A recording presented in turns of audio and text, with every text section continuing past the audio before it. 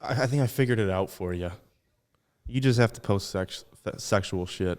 Oh, I just got to post fucked up shit, dude. Dude, listen. The never-ending chocolate video we did better than any farm feds get, and it was fucking 30 seconds and took 10 minutes to film. The timeless art of seduction. It's real. It will forever be king.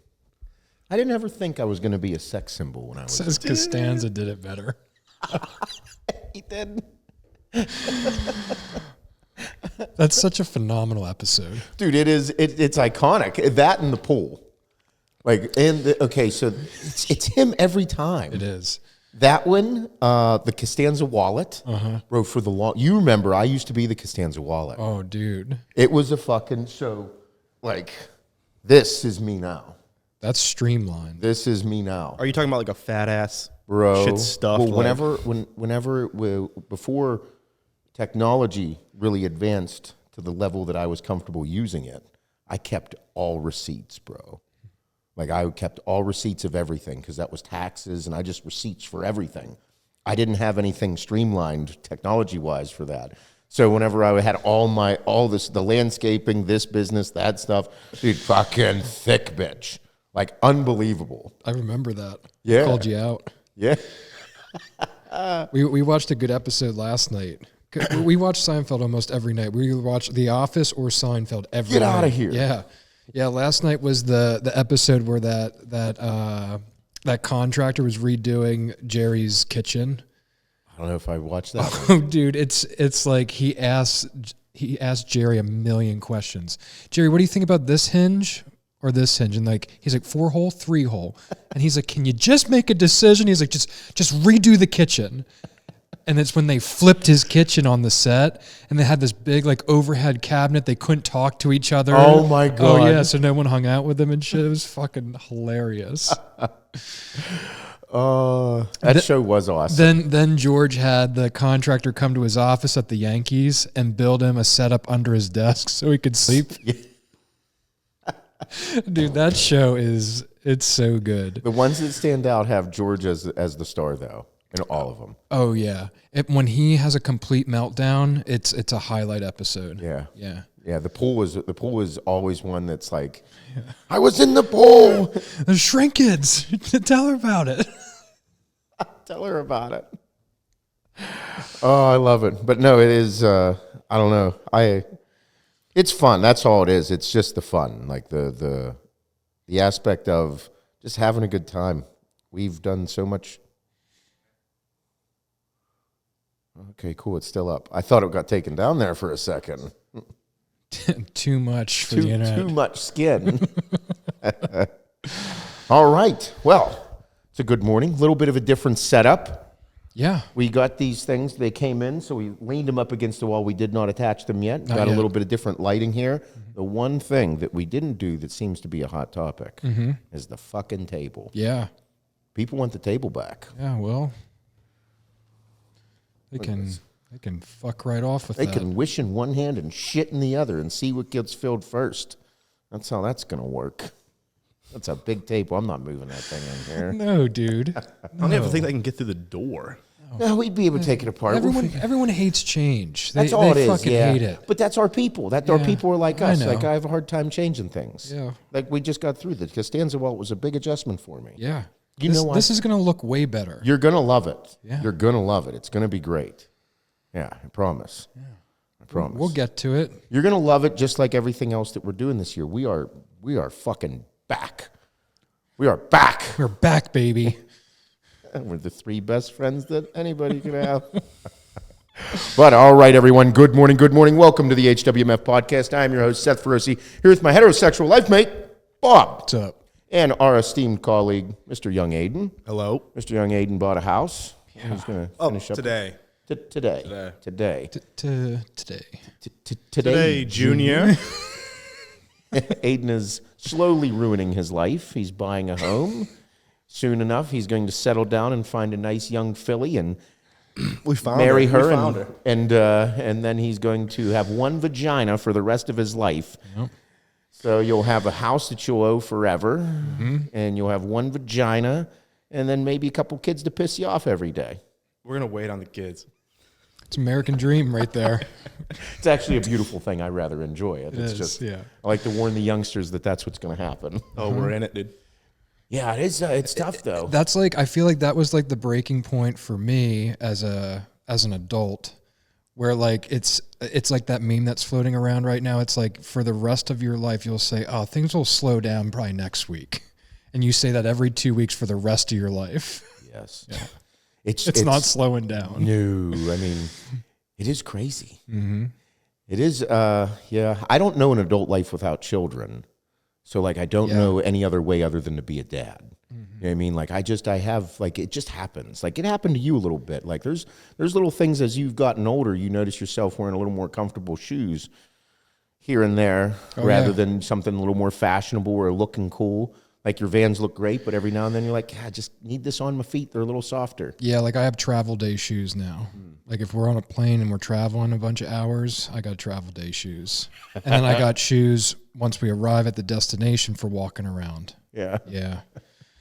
Fuck. I am my dad. Yeah, it's starting to occur. It's little by little. It's crazy. Man, all those TikToks about people doing that, it's real. Yeah, there was something. Oh, I know what it was. Like I was telling Kim how like I'm overly sensitive. Like when I'm cold now, like I hate being fucking cold. I hate it.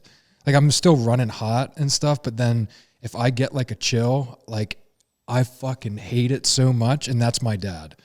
Like my dad wears flannel lined jeans in the house, hoodie in the house, beanie in the house. All very real. It's bad. I am my father to a certain degree. Yep. And it's kind of creepy. Yeah. It happens. Everybody, it eventually happens like just little by little, you just creep in there, start doing certain things. Like you just, it's really weird. Well, you ever notice like when you're talking, like you don't really, like you're not listening to yourself talk. Like the only time you really hear your voice if you watch it like on a video. Sure. But I'll catch myself saying something and I'm like I literally heard the echo from my father. Yes. It's the same. Literally, you know, like this whole, the strong base of our company. I don't have problems, just more work to do. Mm-hmm. Like that, like it was like planted in my head. Yeah. Like, I don't have problems, you know, but in my dad forever, whenever I'd go to work with him, dude, when I was 12 years old, I was going to work with my dad. Like I was driving in the truck with him because I didn't have a license, obviously, but I would go work with him every day. Mm-hmm. And people would ask him how his day is. Hey, Greg, how's everything going? I got up this morning. I'm alive. Sun came up. We're good. And I'm like, man, like, what the fuck are you saying, you weird bastard? Like, the sun comes up every day, dude. Right. Little did I know that he was just saying, sun came up. I'm good. I ain't got no problems. All I got to do is just come to work and do my thing. Family's healthy. Kids are good. This kid's doing this. This kid's doing that. How's Robin? She's great. She's at home with the kids right now because it's fucking Saturday. This is my oldest son, Seth. Hey, go back to work. Okay, Dad. Me and Jim got to do this. Hey, Seth, go help Tim outside. Hey, Mike needs a hand over there. Go do that with him. Okay, Dad. Hey, I saw you standing around for a little bit. Why don't you just start cleaning these dust collectors out? They're too heavy for me. Figure it out. Okay, Dad. And I'm like, as I'm doing certain things, like I'm doing that to my kids. I kind of wish I had a wood shop to boss my kids around in. Yeah. Like I wish I had something I could just be like, yell at them to go do things. Yeah, like, oh, mm-hmm. Yeah, I mean, I had a similar thing. Like I grew up painting with my dad. So like I did all the bitch work. Yeah. I taped off the baseboards, cleaned out, you can clean out those brushes. We're done with those. I'm like, oh. Like. I really don't want to. Yeah, how about you clean out the fucking brushes? Nope, you're doing it. Yeah. But yeah, that was my dad. So every day, like whenever, because it was on Saturdays, because I had school the other days, and then in the summertime, I just started going every day with him. But it was just this, like it would always seemed like he was happy-go-lucky, and then every now and then he'd have a full-blown meltdown where he'd motherfuck everybody, and then go back to work, kind of like I do. I have a meltdown and I motherfuck everybody, and then just go back to work. Yeah, I am my father. Yep. Yeah, my dad only had meltdowns when he was a truck driver. Like when I was really young, that whatever company he was working for then, like he'd have fucking meltdowns weekly because it was 16-hour days. He was commuting to Allentown every day because they moved their plant from Reading. Like it was a complete nightmare. And I remember the year like It was multiple meltdowns, and then the day he's like, "That's it," and I was like, I don't know, like, what are you gonna go do? And then that's when he started painting. Yeah. Yeah. I just saw on a reel that Reading is one of the shittiest cities in Pennsylvania to live. It wasn't number 1 though. I think it was number 3 or 4. I saw Yeah. it too. Yeah. Yeah. I think Climbing the ladder. Wilkes-Barre was number 1. Really? Yeah. I couldn't remember what number 1 Yeah, was. Wilkes was number 1. There's not much going on up there. I don't travel King's through there. College. King's College is up there. Hannah goes to gymnastics meets out there quite a bit, like not into Reading, but she was in York for one, and she was like, "Hey," she's like, "This is a little bit of a different place." I was like, "I haven't been there." She's like, Yeah. "It's a little different." Yeah. Big time gymnast came from there. From York. Trinity Thomas, yeah, she's big time gymnast down at. I think she was big at Florida. Speaking of that, had a really cool fucking experience down in Georgia. It looked that way. We either. Do you think that we have a lot of? Fuck this table. Bring the table back. Fuck this thing. Fuck this thing. I hate it. It just took my mic away. I know. Like I just saw you know, Bob I like to fucking move. I move way too You much. do Like move. I'm. Yeah, I little get it. I Fidgeter. feel like my fucking pants are riding up my crotch and my balls are gonna start showing. Your balls are showing. But we went down to Georgia. Devil went down to Georgia. We went down to Georgia, the University of Georgia, for a gymnastics meet. The head coach, the co-head coach of Georgia, came up for a clinic. He did a camp about 3 or 4 years ago, and then he found out about the companies and he started supporting. And he's like, "Hey, dude, this is awesome what you guys are doing." So he buys stuff every now and then, and he's always checking up how the girls are doing, how's the gym doing, and he's just like, he's a fan. So in return, whenever we were trying to pick teams, I was like, "Georgia, that'd be good. I hope he stays there for a minute. Might get fired. I don't know how that works. It's tough." Yeah. But he just signed a 5-year deal with them. Him and Cecile Landry, they are the co-head coaches of Georgia Gymnastics. Cecile is Simone Biles' old coach. Cecile is who coached Simone Biles for her career. Right. So, Cecile is probably one of the baddest bitches on the planet when it comes to coaching gymnastics. yeah.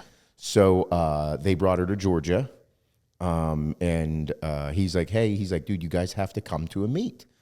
I was like, "Fucking A, dude." I was like, "I'm coming down." He's like, "Well, I'll make sure that you guys get some tickets." And he's like, "Just come down and find a spot to stay." And da-da-da. I'm like, "Cool, we're there." So we went down and they gave us the fucking full tour of the facility. And I know I don't think I told you a good bit about it. Let me say this. I've never been to another university in this type of setting, like the full tour of the back end of all the athletics. But the SEC is no fucking bullshit. This fucking facility melted my mind. I thought I was like, I was ready to see some shit because it's fucking Georgia football. Like it's Georgia athletics. Like, dude, it's nuts. Their fucking training facility, rehabilitation facility, eating facilities just for athletes blew my fucking mind. SJ thinks he's playing football there, by the way. No bullshit. The amount of pictures I have of him standing in front of anything that says "Go Dogs," Georgia, football. He got to go on the practice field. They gave us a tour of the practice, the whole facility. So we go inside to the practice field, and he's like, Dad, can I go? I'm like, no. You're not running out there yet. We're doing the fucking tour, bud. And then he's like, just starts like kind of creeping into the end zone and like starts jogging a little bit. I'm like, hey. I was like, bud, I don't know if we're allowed to like take off. And so he's just like amazed. And I'm like, hey, stop. We'll get a picture. So he like stands on the end zone. Like he poses for everything. Yeah. I do think that he might become like a fucking 8-year-old social media sensation. Most likely. He grew up around the cameras, dude. That's what I mean. He's growing up in it, and like he poses, he leans into it. He looks cool when he does certain things, and I'm like, fuck, you do have it. He sees it. Yeah. Damn it. But anyway, so he gets all these pictures, and then Ryan's telling us about everything. Bro, it's massive. Fucking like just, it is red, white, and black. Georgia shit. All over the fucking walls, all over everything. Like, so the football players were lifting when we went. They have their own gym that is fucking primo. And these young kids are monsters. Yeah. They're fucking massive. It was just absolutely wild. It looked nicer than pro facilities. Well, like even it was nicer than the pro photos facilities. you posted, like it made it look fucking massive. So I can't imagine what it looked like in person. That was nuts. Yeah. So we go up the stairs into their to where the football players are training, because they had their own upstairs facility to lift weights at, and they had a lounge/restaurant that looked like a fucking massive restaurant with a bar, but there's nothing there to drink as alcohol. It's just like a bar with stuff there, all the food, and then a bunch of seating, TVs everywhere. Their lounge had fucking like TVs and PlayStation 5s and a bunch of different game consoles. Kids are there playing it, just relaxing, hanging out, fucking off. They're in there training, and then here's the rehab facility over here with all the athletic trainers. And I'm like, holy fuck. I was like, this is nicer than like a high-end hospital. Yeah. This is nicer than anything I've ever seen, and the fucking kids are just hanging out playing. And I'm like, this is nuts. And SJ's like, hey, can we go over there? I'm like, no, we can't go over there. He's like, the football players are over there. I'm like, we can't go over there. He's like, Dad. Like They're right there. We're standing there. They're talking, giving us the tour. And he's like, hey, Dad. Pointing. I'm like, but we can't go. And Ryan like notices, and he's like, all right, come on, let's go. And I'm like, he didn't even want us to go fucking meander over there and like kind of go see what's going on. It was cool as fuck. But then after that, so we just continued to do the tour, and we went to every snack area. So they had a nutritionist that was walking us around, telling us about the nutrition for all the athletes, for the gymnasts, and what they do. Like they have pre-meet meals brought to them and post-meet meals for the girls, like so that they eat what they need to. Like it's all watched and paid attention to. Yeah. And like the football players, they get their meals, they're all planned, but then there's snack areas that they do for, like, hey, in here for Valentine's Day, they had like a different setup for some snack foods. Mm-hmm. Like they had chocolate, like a chocolate fountain, like a small chocolate fountain with other things you could do in there, and they're like, hey, go in there. But every single refrigerator I saw, all of them, every single one was fully stocked with a couple hundred chocolate and strawberry Fairlife milks, like the little ones. Every single fucking fridge I saw. And they're free for the athletes. All of this is free for the athletes. That's crazy. When I mean a lot, guys. Like we have a giant fucking warehouse. Mm-hmm. We've seen warehouses full of energy drinks and all this crazy shit, and the number of units that run at certain manufacturers. I could not believe the amount of Fairlife that was just there to take for athletes. It was unbelievable. And so I'm like, it's fair to say they're like a sponsor of some sort for. I don't know if they're sponsoring it, or I don't know who has the contract. Yeah. But all I know is if this is one motherfucking university, this is one account.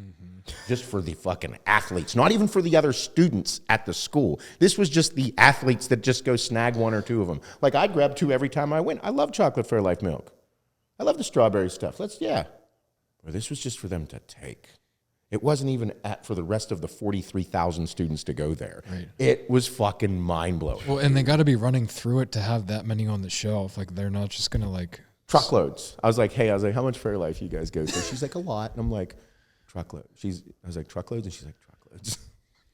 Dude, it was unbelievable. Wonder how many student athletes there are. So it was, what's really cool, we got to see, Emmy, we're hopeful that Emmy continues to grow into something that could potentially go to college for gymnastics. It would be very cool. Georgia Gymnastics, the history is they are the pinnacle. As of right now, Georgia Gymnastics is not the pinnacle. They're ranked 10th, 11th, 12th in that area. But they are the pinnacle. They have 10 national championship titles and 16 SEC championships for gymnastics. Massive. They are the pinnacle. They are the historic pinnacle of gymnastics in the NCAA. That's why they brought Cecile in. They were like, hey, we need to get back to our fucking shit. Yeah. And Ryan is very good at what he does. Is that the Hani Rambod of gymnastics? Yeah. Yeah, Cecile. Cecile is, she was Simone's coach, and she was a coach down in Houston at her gym, and that's how, now she's it's just the next level of her life, the next step, she wants to She wants to challenge herself because college gymnastics is different. The Olympic gymnastics is all about elites. There's a different level. There's level 10. After 10 is elite. And they do way harder skills. It's judged and it's a completely different level of skills. Completely different. But at this level, like, perfection is everything. At NCAA college gymnastics, it's just about doing these skills here. They're not overly dangerous. They're still incredibly fucking dangerous. Yeah. But they're not like overly holy fucking a triple double. No, none of that crazy stuff.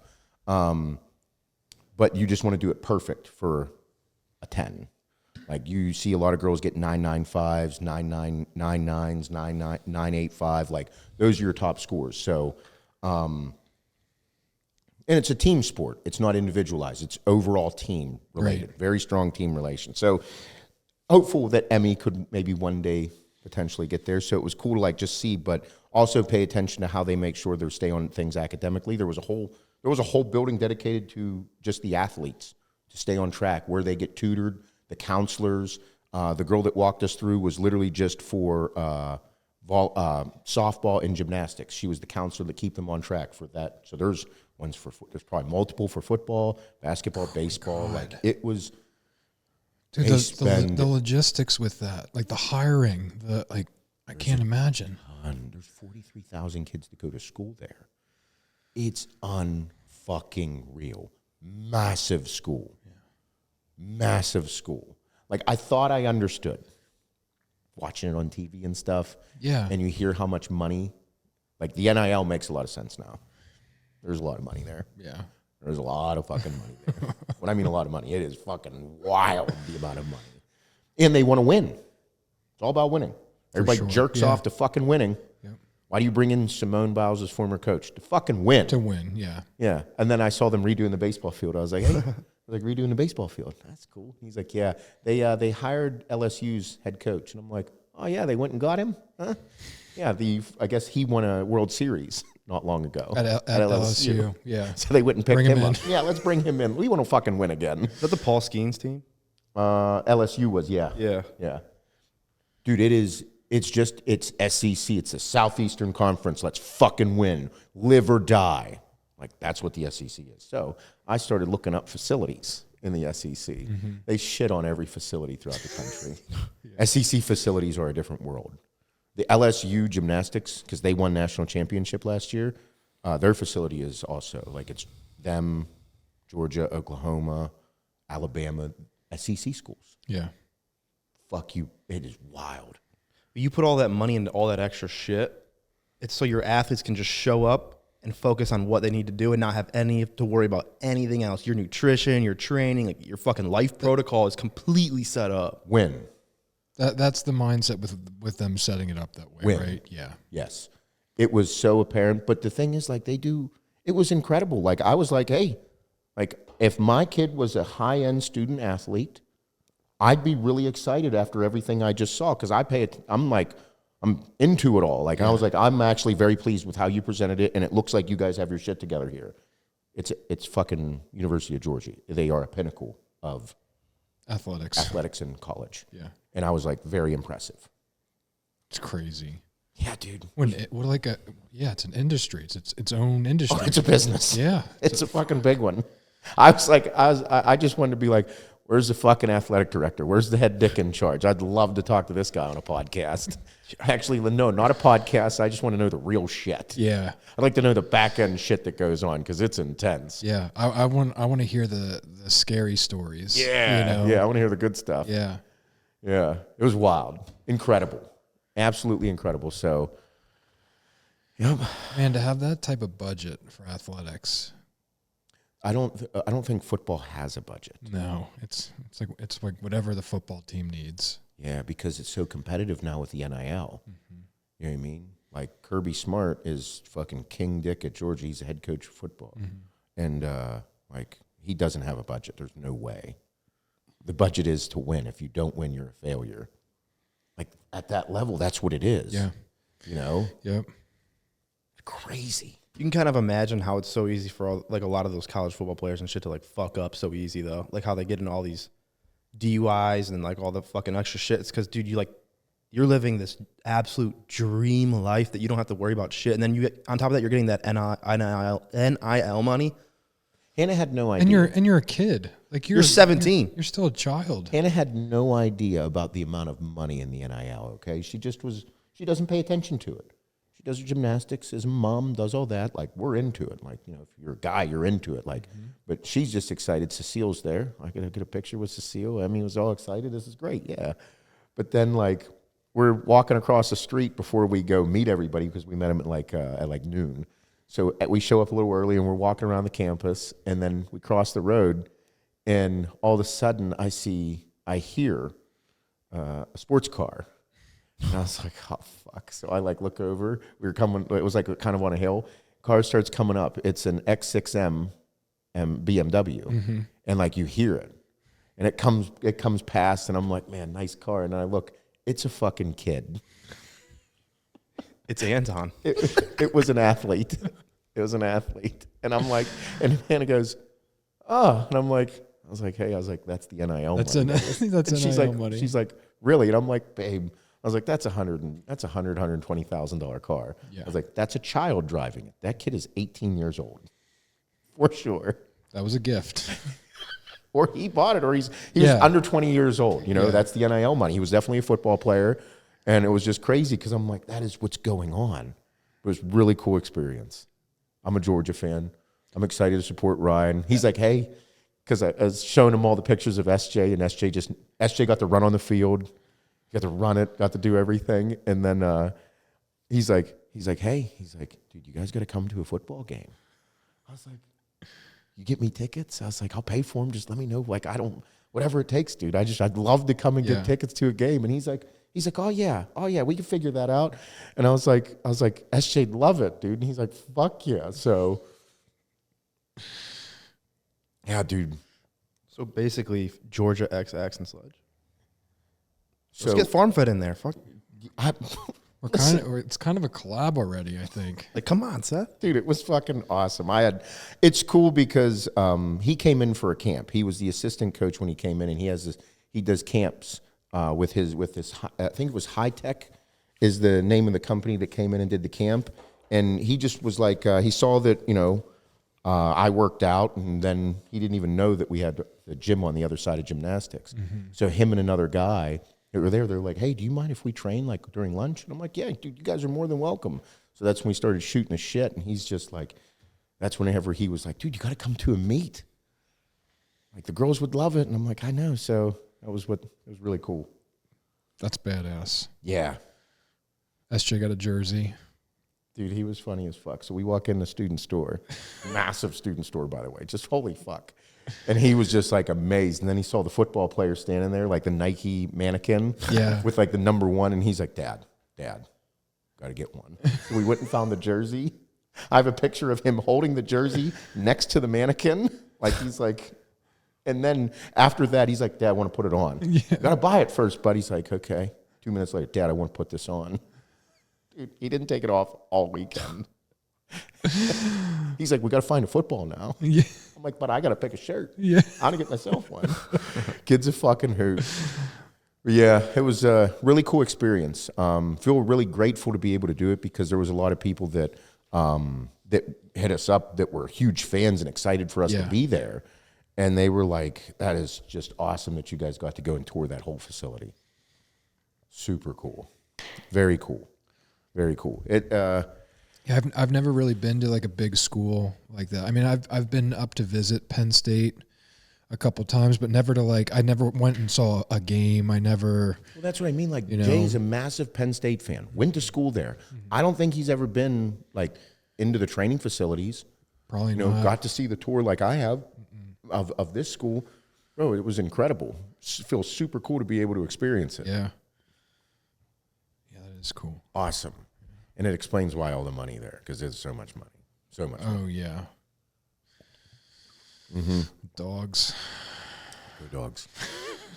Go dogs.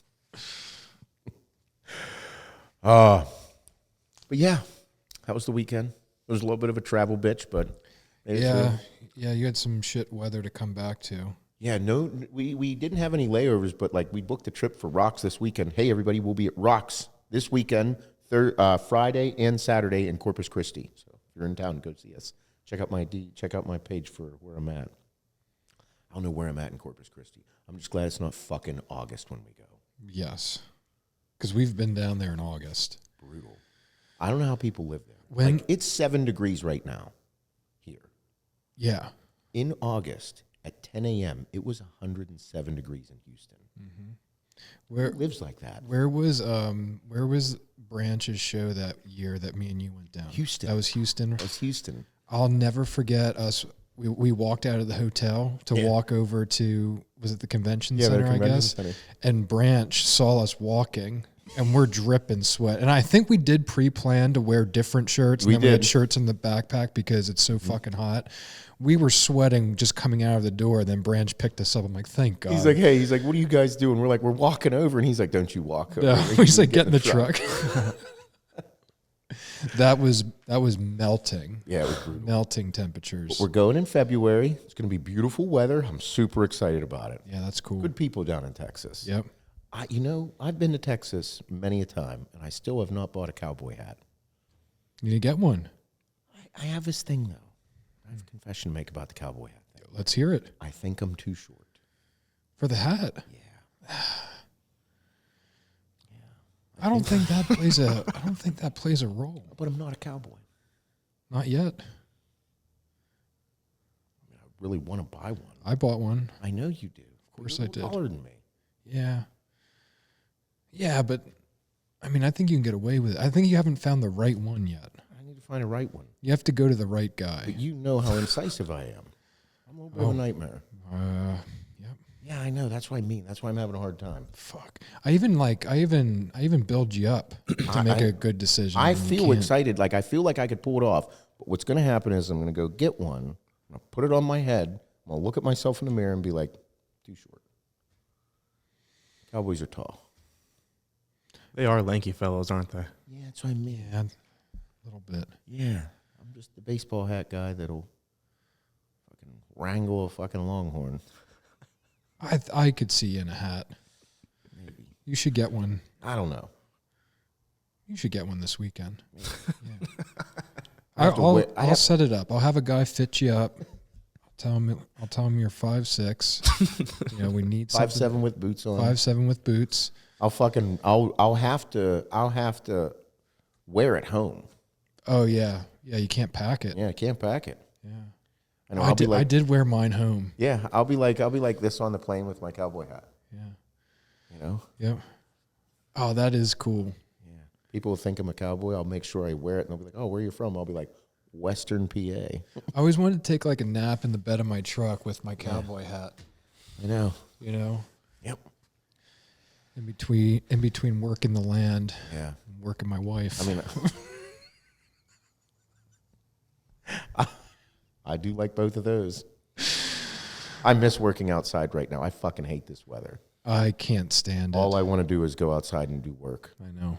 Like, I can, but just not as long because it's cold as fuck. It's a huge pain in the ass. I've been on the treadmill for 14 weeks. Oh, that sucks. Sucks. That fucking blows. Yep, my knees hurt, my hips hurt. Getting older. I'm going to Texas next week.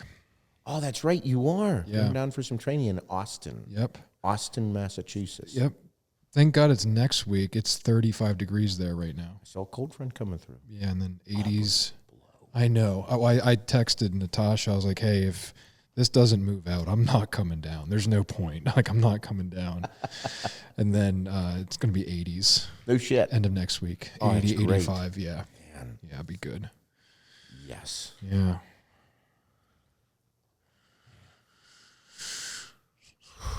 I know. Yeah. Other than that, my life is pretty fucking sweet right now. Yeah. It's busy. It's very busy. Stressful as a motherfucker. Everything's okay. It is. That's how I feel right now with everything. Like, I travel every single weekend from now until the end of April. I thought you were going to say the end of the year. No, from now. Like, holy You shit. over dramatic motherfucker.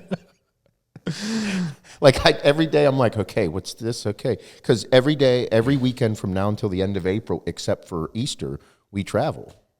Every single weekend.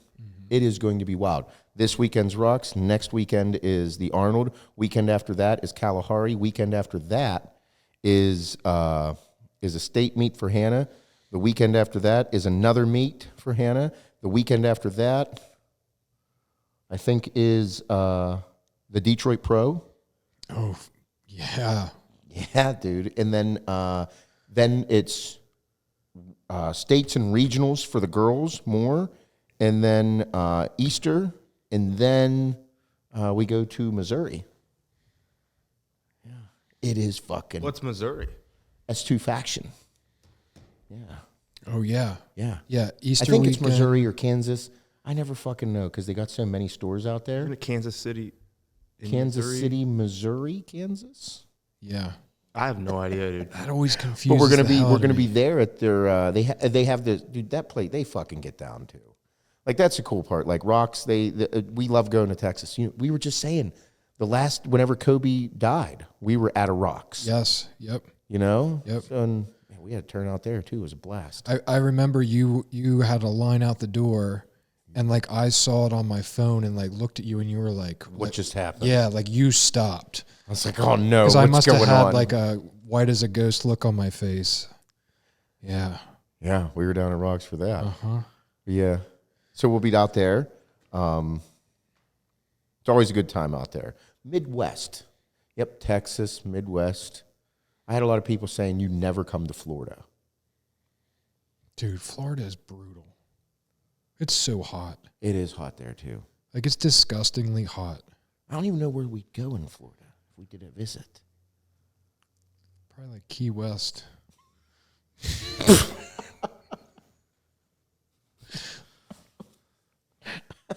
There's a bunch of stores there, right?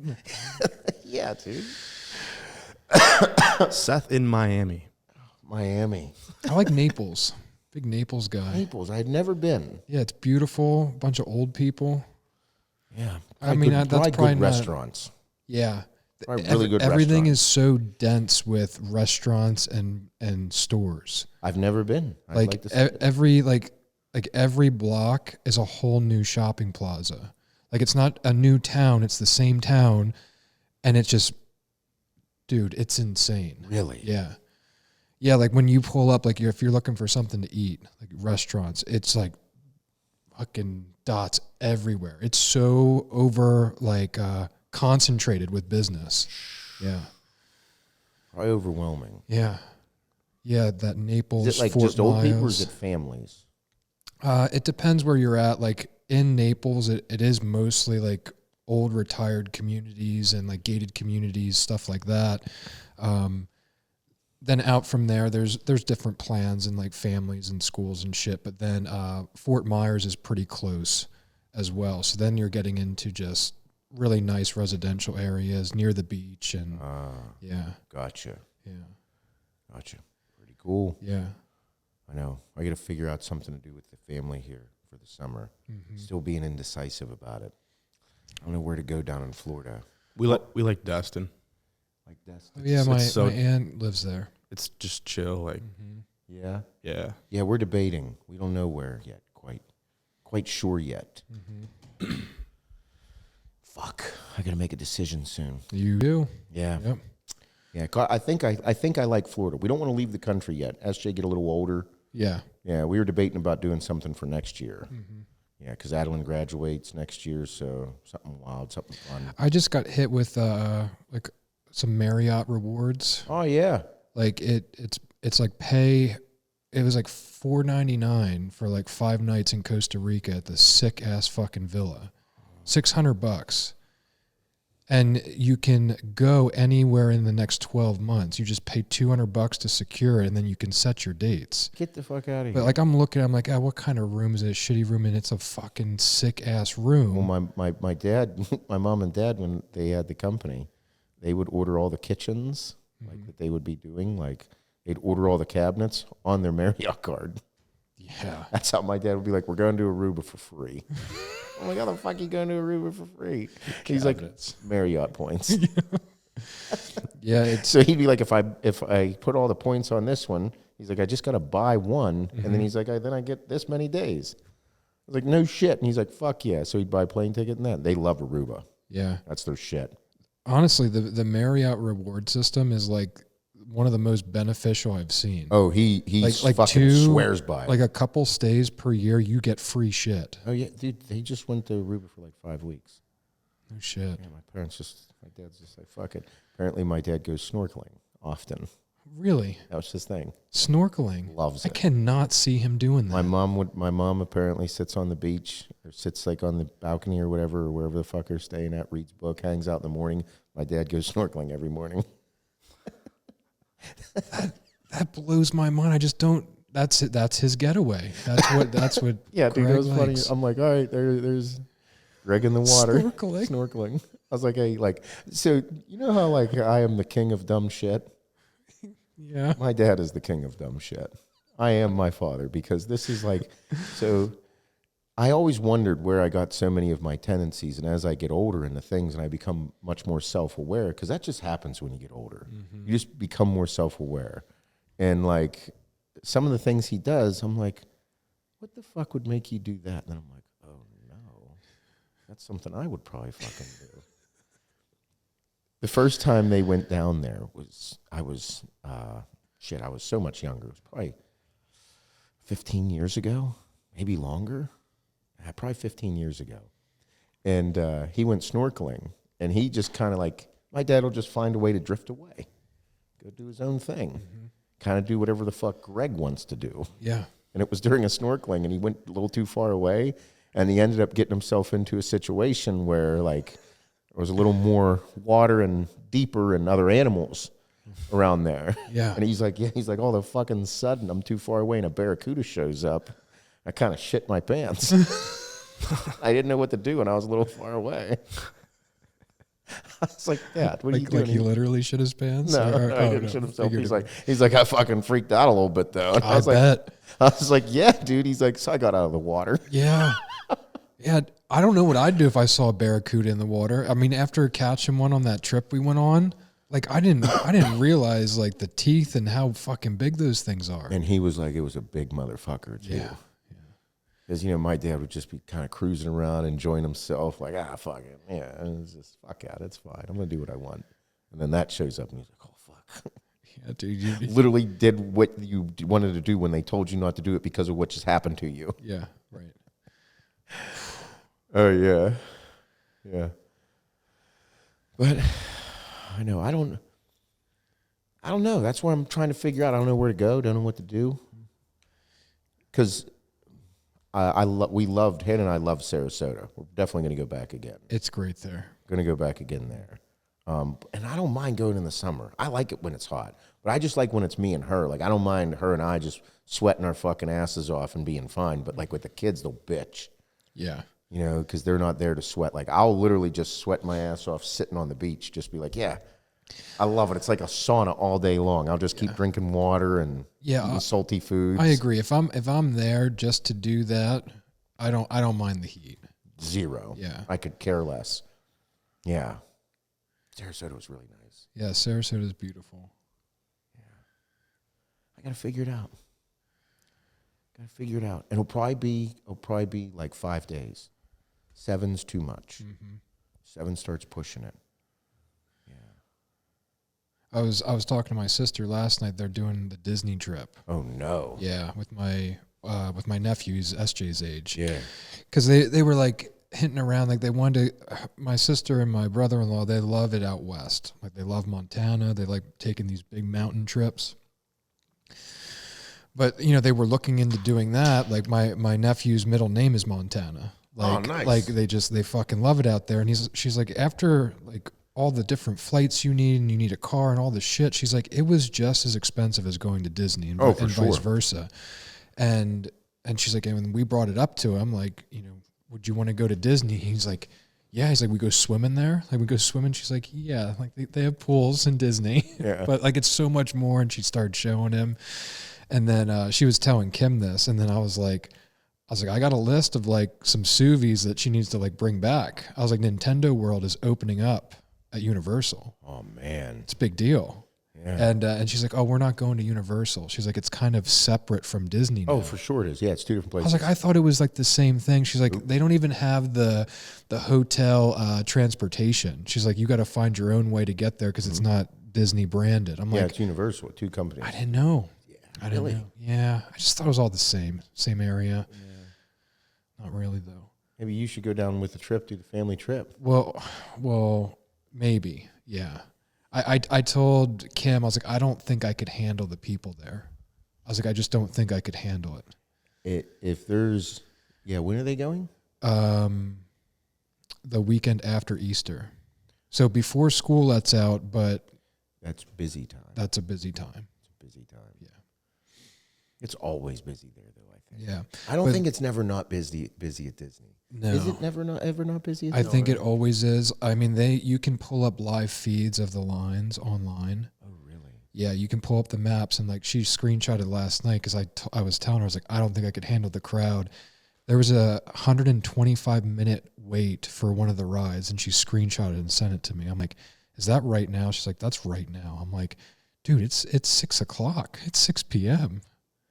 Yeah, so they have a friend that goes down and they know how to do Disney right. She's like, if you don't get these fast passes and pre-book your spots in line for certain rides, she's like, you'll be there all day for one ride. And I'm like, What do you mean? that's what I said. I was like, so you're paying just to get into Disney, and then you got to pay for the fast tracks for the passes, and then you have to also pre-book when you're going to be there. You also have to set up when you want to go eat. Oh, yes. Like you're making reservations to eat chicken fingers somewhere. Yes. Holy, I could not do that. I could never, ever do that. I don't think I'm built for Disney. No. I don't. That's what I said. I was like, I'm not built for this. I'd rather go into the fucking mountains with a backpack on for 5 fucking days Yeah. and risk frostbite than handle Disney Yeah, I don't alone. Nope. You guys haven't been? I was there as a kid. I don't remember it. Dude, I was like 11, bro, and I think that was the most stressful week of my life, and I'm 11. Yeah, I was around 11. We went and I know it was 1999 because it was the year before like they had their big, 2K celebration.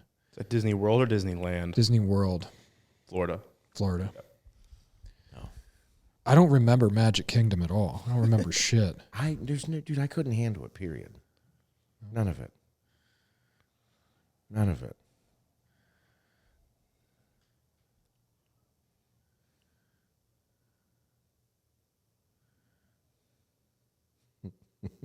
This is funny as fuck. What do you got? Just the fucking George Costanza post. I think it's hilarious.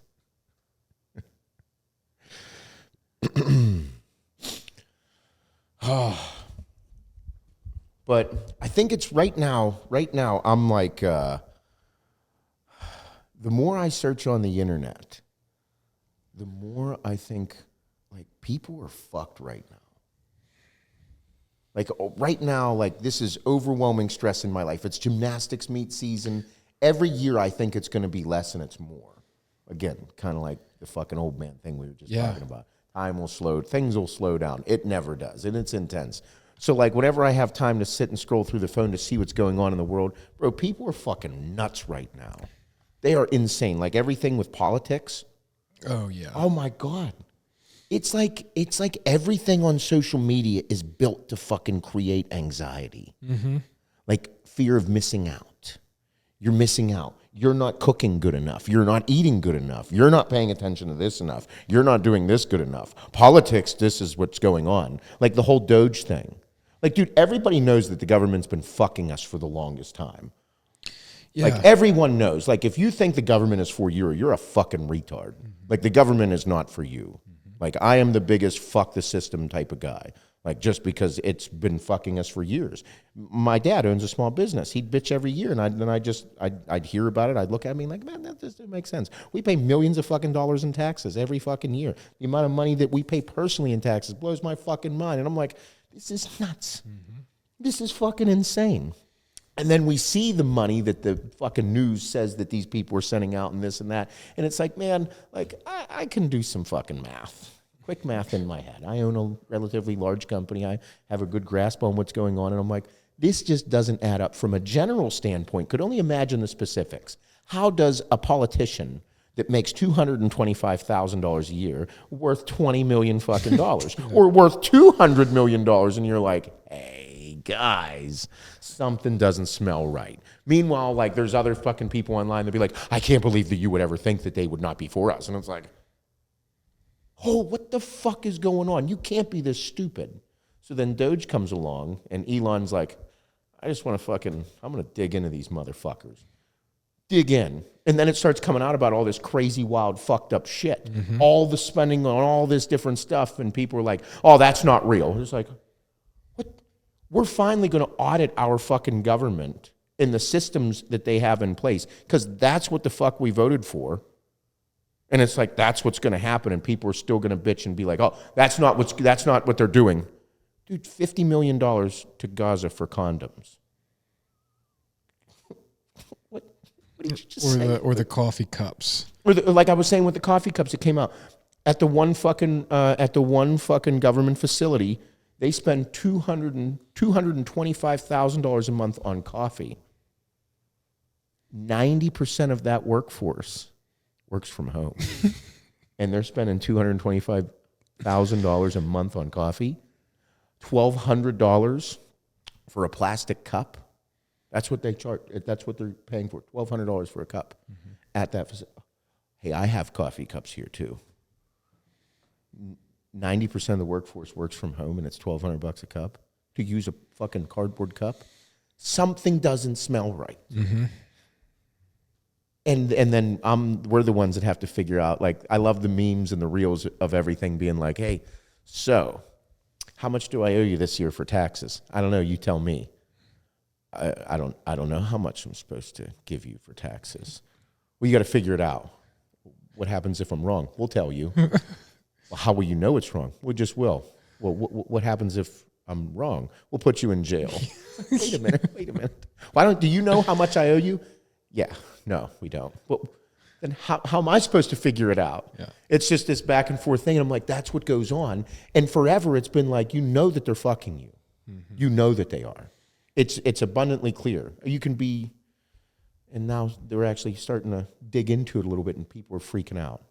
Well, and they're just saying, Elon's going to take all the money that we're supposedly going to be saving. It's like, the dude is literally worth $400 to $500 billion. He's one of the richest people on the planet. He's not taking our money. He doesn't want to. If anything, he just wants to exploit fucking. Yeah.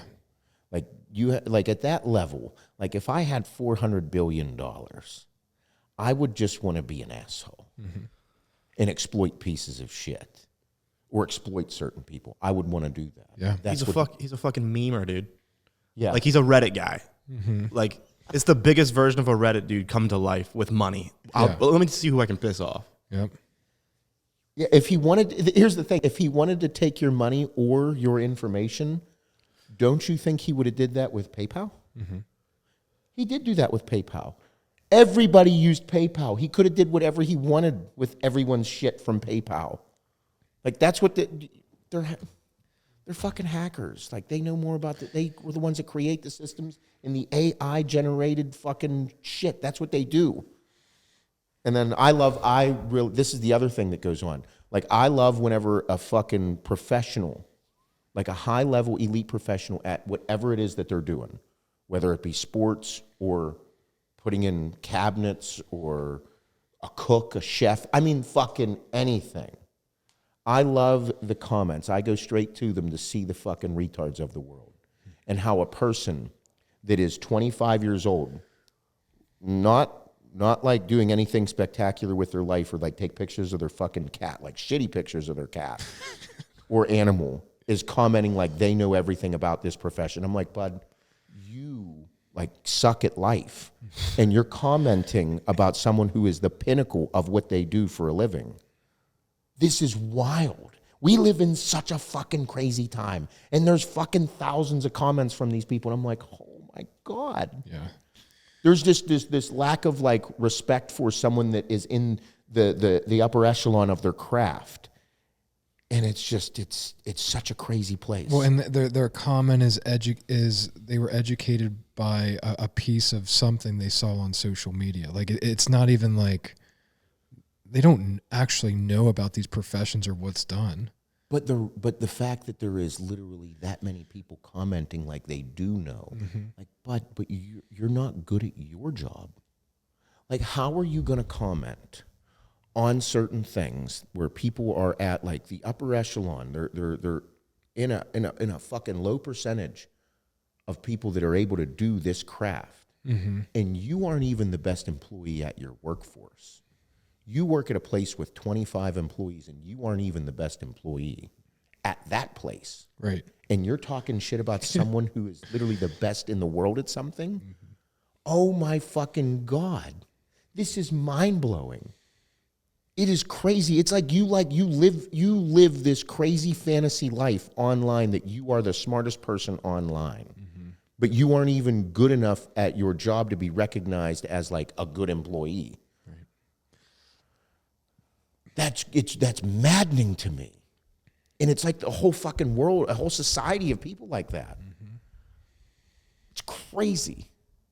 It's crazy. Yeah, I can't read into it. No. It's tough for me. But that's what I was saying, like this crazy level of anxiety from everything. Because I'm looking at it, I'm like, I don't know what happened to the world. But I think that has been like, quote unquote, like the plan is to create this fucking feeling of anxiety and stress and intensity across all fucking ways of life so that no one has any direction or enough direction to go fuck something up. Like, that's why I constantly keep putting out these videos about fucking focusing, locking in, going after things, because I'm like, hey, like, this is a bunch of wild shit going on. Focus on what you're doing. Focus on what you're doing, what you're doing good at. Like, you need to get better at what you do so that you can elevate in life. Like, that's why, like, because I'm watching it, I scroll through and I'm like, fuck, okay, how can I make sure somebody doesn't fucking, beat themselves up too much about something? Like, because after that lock-in video, bro, I have so many people, they're like, dude, people that I follow they're having a hard time in life, like just over the years, like build a relationship with them because they were supporting the company, really cool dudes, so I followed them back and watched their stuff, and they have a family. Dude, some of them are like, hey, like, my wife and I split up. Like, I fucked up. I'm like, holy shit. Yeah. Like, that's wild. I'm sorry to hear that. And he's like, I fucked up, dude. It was me. I just got lost. And you get lost because of fucking shit like we're just talking about. Yeah, and it doesn't matter what you are into or what you're looking at on this thing. It all creates the same fucking feeling. That's what I'm saying. Like my feed I'm sure is like a little bit similar to yours, but then also very different. Yeah. Trading cards, games, like a whole other feed, but it all is creating the same atmosphere for me as it is for you, as it is for Aiden. Because like there's always a sense of urgency, or I'm missing out, or I need to jump on this right now, or this is going to be gone, so you better buy this, and it's just always anxiousness and like urgency. It's literally creating a hook is important in a video. That's a well put. It's a hook, and once it's landed, and that's what I mean. Like, we put hooks on our videos. The hook is like a fucking passionate moment about talking to you and speaking about getting better. And we have great videos. And bro, when 50,000 people watch a video in a day or two, bro, that's a stadium full of people. Yeah, has some weight. 100,000 people in a week, dude. That's literally literally a college stadium. 100,000 fucking people watching your video. There's weight there. There's people. They're catching on. They're in it. But then whenever you get a viral hook of something that was literally created to make you feel like you're not doing enough, like, that's crazy. And it's constant across all platforms, across all audiences, no matter if you're in the triathletes or bodybuilding or this or that.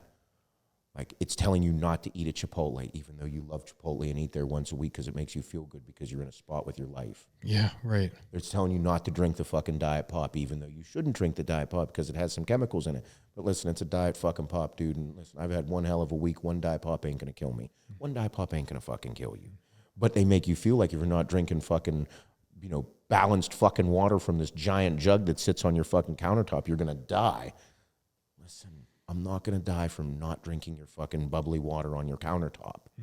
Okay? I can have this. Or you're taking too many supplements. Okay. Bud, calm the fuck down. I just watched this dude shoot heroin and shit on the fucking sidewalk for 7 years straight, and he still ain't fucking dead, and he's in his fucking 50s. I think I'm okay having a fucking Diet Coke. Okay?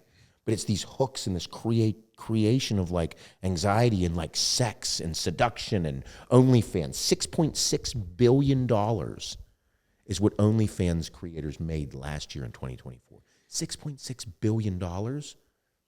Holy fucking shit. I remember years ago when we did the podcast and it was just over $5 billion. Yeah. And now it's at 6.6. It increased over $1 billion fucking dollars. But that is terrifying. That means that there are so many people on here searching fucking OnlyFans broads, just sending them fucking money. Bro, you $6.6 billion of revenue went into OnlyFans? Do you know how many people were on OnlyFans then? Do you know how many people that are paying for OnlyFans? Oh, yeah. It's insane. Bro, that is a crazy, crazy amount. We're talking ungodly amounts of people. That's scary for society. Yeah. So you wonder why people get caught up, jerking off all day, fucking looking at this, looking at that, all these crazy hooks about telling you that you're going to die, that you're not doing good enough. Like Sam Sulek just did his first bodybuilding show. Everybody made a fucking video about him. And I'm like, why are we all making fucking videos about Sam Sulek? You guys are like, oh, he's going to die when he's fucking 40. No, he's not. You know he's not going to die. Anybody could get hit by a fucking truck. But listen, what this kid's doing from a steroid perspective, bro, he is in fucking elementary school compared to me and everything that I did. You know what I mean? I'm still alive. I'm 40. I look like shit, but from the stress. I look better with no stress and steroids than no steroids and stress. Yeah. But it's just crazy that these people make these videos and they create this animosity and fucking all this wild shit, and people start like, they feed off of it. And it's like, oh my God. Yeah. It is wild. And like back to the OnlyFans thing, like OnlyFans isn't the only like problem like with that type of environment. Like the problem with it is it's quick access and quick paying. It's all that quick fucking phone buying shit. Oh yeah. Like there's so many apps and things that do that now. Like there's this app like Whatnot. It's like they sell like cards and like collectibles and things like that. Okay. But it's like quick bidding. It's like this fast, dude. It's like it will be up for like 3 fucking seconds and you're bid. Oh, you won. You're like, fuck yeah. Get out of here. And like, you know, it's getting charged to your credit card, but like there's a new something coming on screen every 3 seconds and you could be winning all of them. And you're like, fuck, I just won like 10. Like, how much is that up to? And like, you don't really know. Like, you'll get an invoice later. Like, you'll see it in your email later. But while you're in the moment, it's fucking crazy. And there's so many apps like that now. Really? It's like quick buying bullshit. So like, they have one for, like, it's kind of like, it's not like a secondhand. I guess it is like a consignment type app for like high-end like apparel and fashion stuff. So like Jordans will be on there, fucking Louis V bags, all this stuff, same thing. This is a big deal. Oh, dude, it's because everything is linked and it's single button buying, or you have to swipe a bar. Like you swipe a bar and like there's 6,000 other people on that feed at the same time. Dude, it's scary. Oh boy. Yeah. So it's like the satisfaction. It's like gambling meets impulse buying in the same realm. So not only are you pumped that you bought something that you wanted, but then you beat other people out to get it. Yeah. Like really scary world, but also anxiety driven. Because the whole time you're on the edge of your seat, like, I want that. I want that so bad. It's $50 off if I win this bid. Oh my God. Yeah. It's like Bring a Trailer meets 20-second intervals. Oh my, yes. Exactly right. With anything priced from, like, it could be $1. It could cost $1. That's up what I mean. To but think of all the different $10,000. demographics of people, the price ranges of people. It doesn't discriminate. bring a trailer, like similar thing. You can go find $100,000 car. You can find fucking $500,000 car. Yeah. You can find a $10,000 car. But on there, we're talking $1. Yeah. And then these hosts of these shows, they'll run giveaways the whole time they're live. Wait, they have shows? Yeah, they call them like shows or segments. Like they'll be like, "Oh, I'm streaming. You're streaming. You're selling stuff." Oh my God. So they'll be on. Oh, I'll be on from noon to 4. What's this called?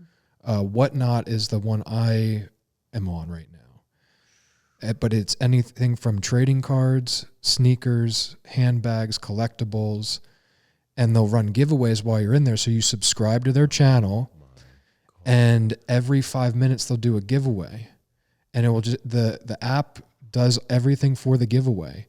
So that if all 100 of us entered, it'll just spin a wheel and it'll be like, "Oh, Seth, you won this pair of sneakers. You know, we'll ship it to your address on file. Like, congrats." And then the new giveaway will pop up. Guys, hit the button, subscribe to the giveaway. And it does that every 5 minutes. So like you're always have a chance of winning something. Oh my God.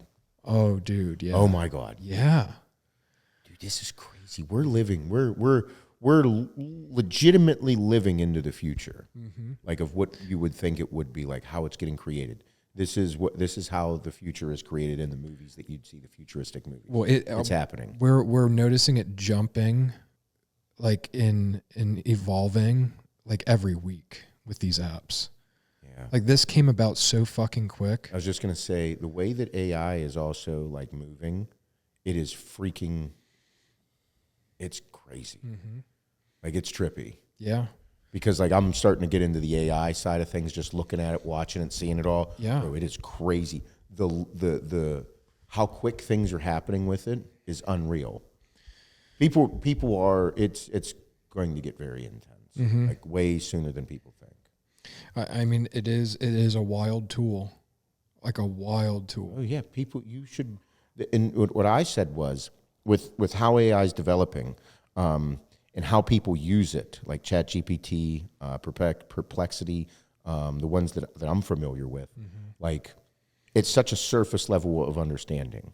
So what I believe in the problem with society is going to run into with these AI forms is they're going to use it to make their life easier and more simple. They're going to use it for surface level value to do the surface level things in their life. So it's going to make them dumber. They're not even going to be able to do the surface level from general to specific with their life because they're going to use AI to do those very simple tasks that they should just do and use the AI for the more intense things. Right. It's like they're going to create lazier and dumber people by using this. Like nobody's going to actually dive into the fucking levels of AI because Prisk is really into AI and the things that he's been telling me about with it. I'm like, oh my goodness. Yeah. I was like, Pete, do people know about this? He's like, only if you really get into it. If you use it at surface value for what the simple things, that's the place you'll stay. You'll get comfortable with it because then as it continues to improve, you'll think you're improving when you're actually not because it's surface level shit. Yeah, it's removing critical thinking from your life, which is scary. That's what's occurring. That's what makes you evolve as a person. And I think that's what's going to happen with this younger generation if they don't dive into it. However, the young people that do dive into AI like at a fucking intense level, yeah, oh my goodness, because everything is getting pushed in that direction. It is in a massive way. Whether people want to believe it or not, it's happening. Yeah, I mean, even like. I see it being like a crutch for like if you have any self-doubt and you making a decision for something, you're like, I'll ask ChatGPT first. Yeah. And it's like, oh no, dude, like you're supposed to be learning first. And then like I look at it as something completely different than just asking it simple questions. I ask it elaborate questions that like I don't have the time to gain 5 years of fucking experience and knowledge in a week. Sure. You know, like I use it for very complex things that I'm not like capable of yet, or like teach me how to become capable at it. Like that's how I'll use it. I'm not like, should I take this route to go to dinner? Should I should I switch my meal plan to this because of this? And then it just spits out. They say 123 million people visit ChatGPT every day. Oh my God. So out of those 123 million people, how many people do you think are using it at a higher level? Not nearly as many that aren't, but imagine how these AI, like, it's collecting data. Mm-hmm. It's collecting how much time, like, dude, it's able to spit out it's able to spit out an entire story within less than a minute about my personal life. Yeah. And everything I've ever accomplished and who I am as a person, because it watches all the videos, it reads everything that is online about me. It went through everything about me. That's when I was like, holy shit, this thing wrote an autobiography. This thing wrote a biography about me. I could probably say, write an autobiography based around myself, Seth Ferosi, and it would write one in less than a minute. Yeah. And it would be accurate because of all the things that it listens to. It's listened to every single podcast. It's watched every single video. Like you'd probably read and be like, fuck, I forgot about that life event of mine. That's what I'm saying. It is in every single day, people are putting things into there. Good, bad, indifferent, intense, wild. The people as lawyers and criminal justice people use it in a different way than than a literature major would use it. Yeah. Imagine how smart these AI generators are getting within every day. They're evolving at such a rate because the next level of it is it begins to think. I mean, it is thinking on its own already. It is, yeah. There's going to be human-like AI things that are like you're going to be able to log on to a Skype meeting about your blood work. And that person, it's going to be an AI-generated doctor that's talking to you about your blood work and telling you why, what, when, where. It's going to ask you questions. You're going to answer it, and it's going to talk to you back about the things that you did. Guaranteed that's going to happen. Because if I put my blood work into ChatGPT and say, tell me what's going on with my blood work, it will tell me what's going on with my blood work. And then I could call Dr. Clark, I could call Dr. Prisk and say, hey, what'd you think of my blood work? It's going to say the same things that he said. Yeah. That it said. Yeah.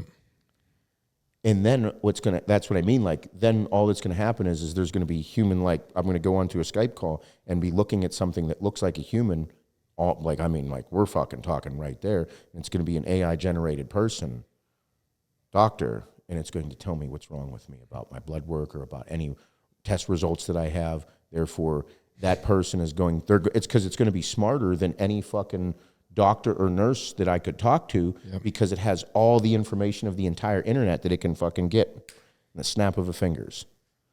The latest fucking medical journal that just came out, Chris didn't read it yet. AI did, though. Oh. We're talking these things are going to be, because it's all happening right now. It's happening every single day like this. So whenever you look, you're like, holy fuck, imagine all the different fucking industries. All of them. And that's Terminator shit. That's literally what that whole movie's about and how it's occurring. I think it's going to get absolutely fucking batshit crazy. Yeah. I mean, look what happened in the last 6 months with it. Yes. You know, imagine 6 years from now. Right. In 2031, oh, dude. Because there's already things like that out there that I'm talking about. For sure there is.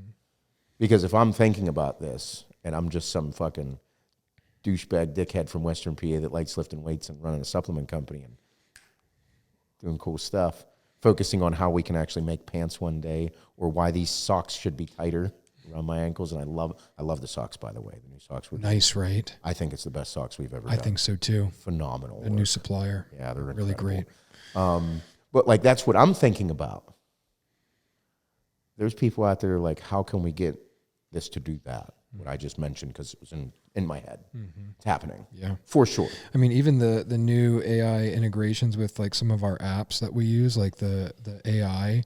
Some of the AI in Instagram right now, like when you repost something to your story, you can have it generate a background behind the background. Like, you know, when you like share a post to your story and like it just put like a color behind it. Yeah. You can hit the AI button now and it will generate a background for behind your post that looks like the post. Get the fuck out of here. Like I put up that picture of me from the swipe for AAR last night, and I hit generate background, and it put a whole background behind my post that like made sense with the post. Really? I was like, this is so cool. I'm gonna try it out right now. Bunch of Costanzas right there. Let's see, what can I do?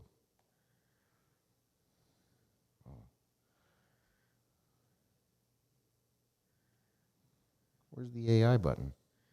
So here, like if you Label AI. So are you here, like if you want to say I want to share, like I'm sharing this post to my stories, right? Oh, you're sharing a post. And then look. To share a post. Yep. Okay. I was just making a post on my stories. Yep. So like if you share a post.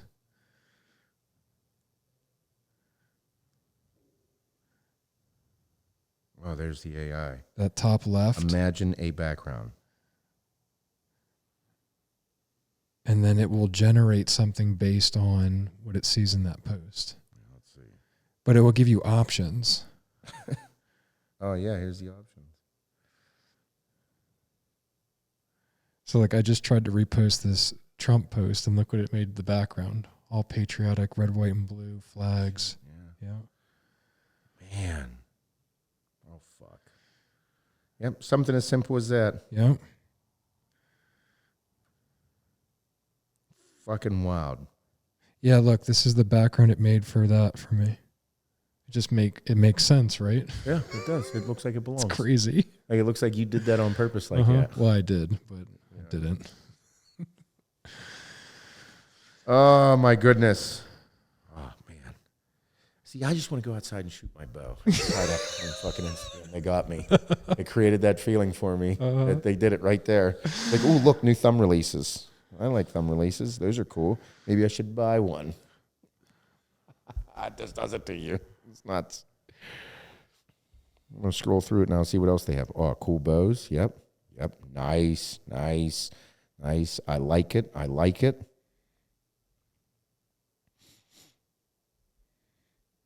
Oh, man.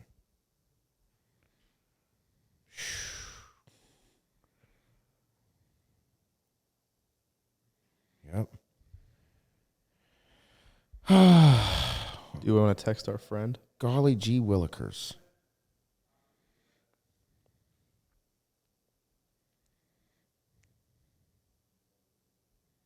A lot of stuff's going on in bodybuilding right now. Yeah. Arnold's coming up. Big deal.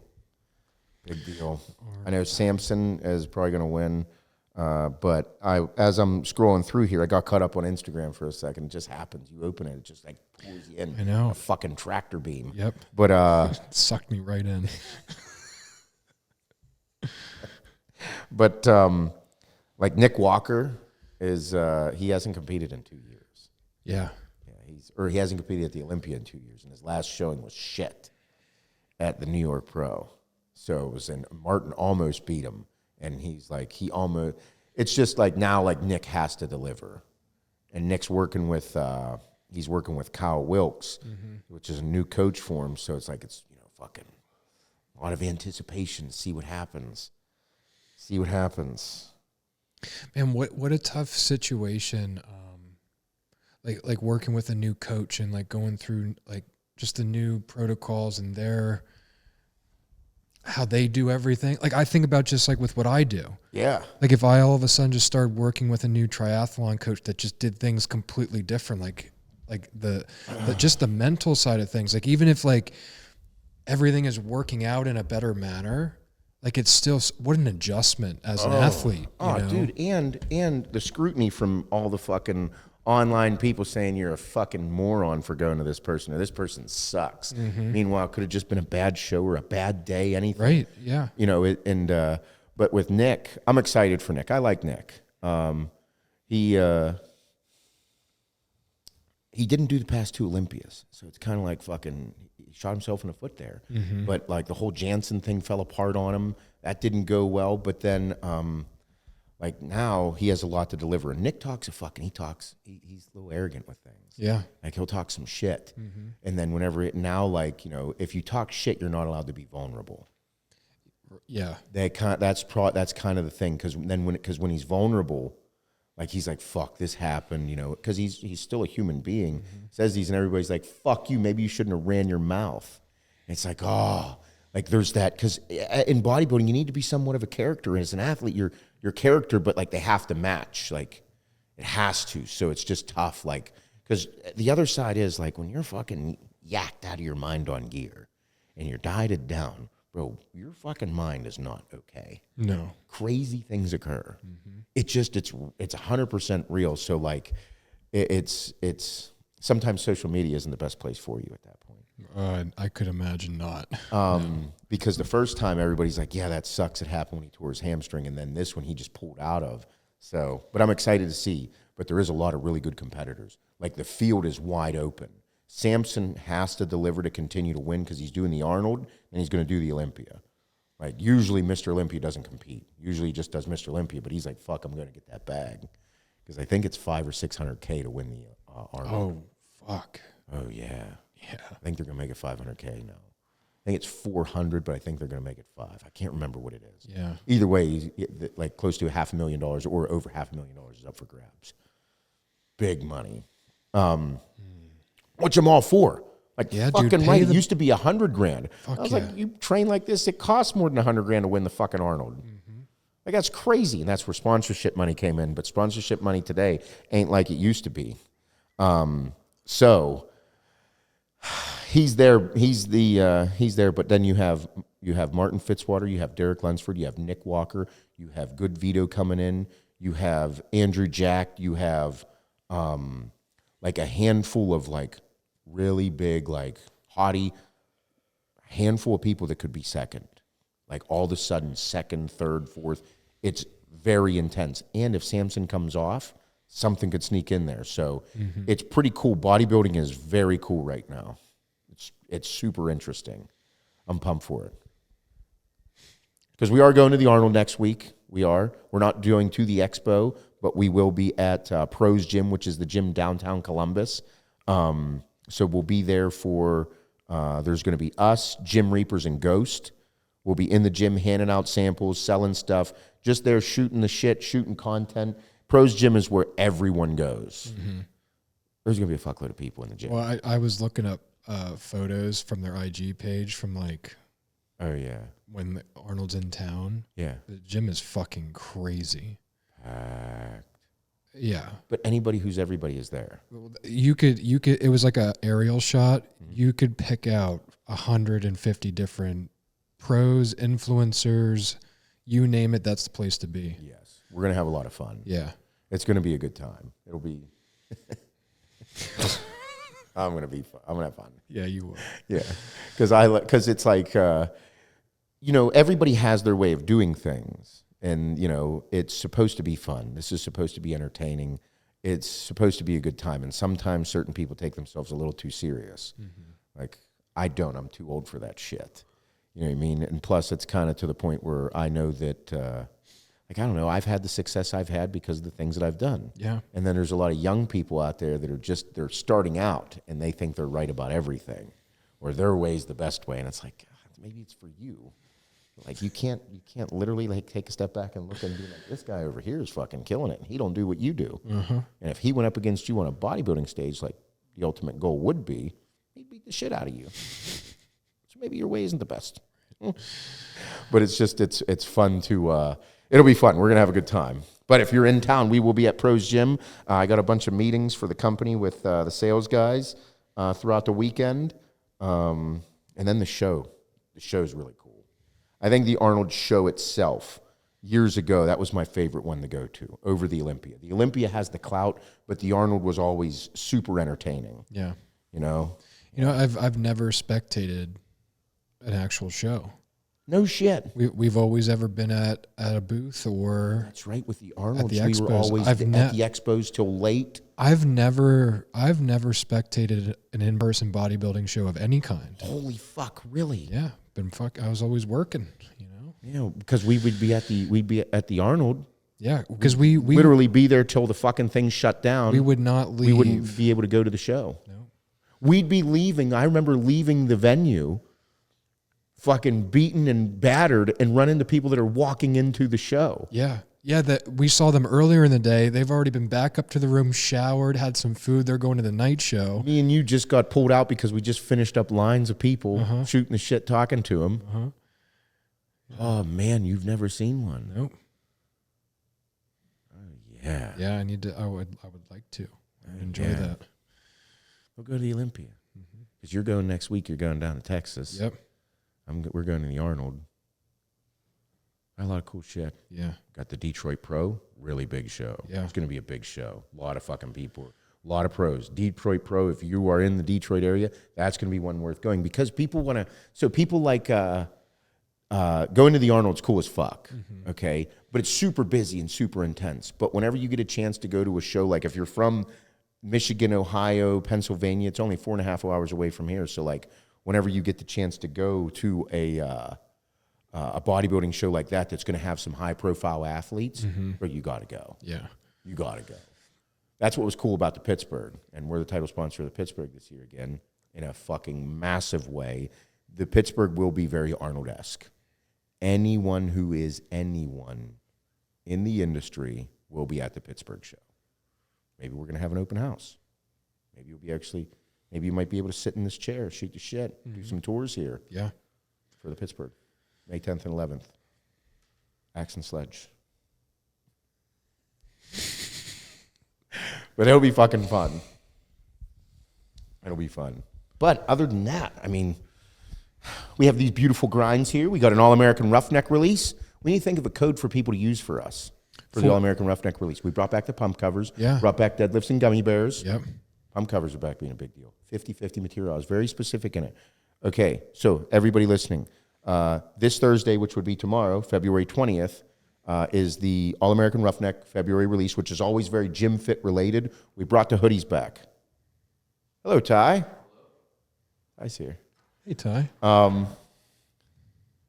You good? Yeah. Have a seat, Ty. But the 50-50 hoodies. So back then, people loved the Gildan hoodies. So the Gildan hoodies were everybody's favorite, but they were way too short. But they were 50% cotton, 50% polyester. You went on the manhunt to find out having hoodies that were 50-50, felt the same, fit the same, and then also cheaper. Yes. So it took us about, 6 to 8 months? Yes. 6 to 8 months? Because things came in and they were too expensive, and I was like, this is fucking stupid. We're not going to do that. You can't charge that much money. Yeah. So we have went on one to create the old school style pump covers. And the old school look. 2025 is going to have a very old school All-American Roughneck feel across everything, including Axe and Sledge. The fuck you is you're going to see it come to life.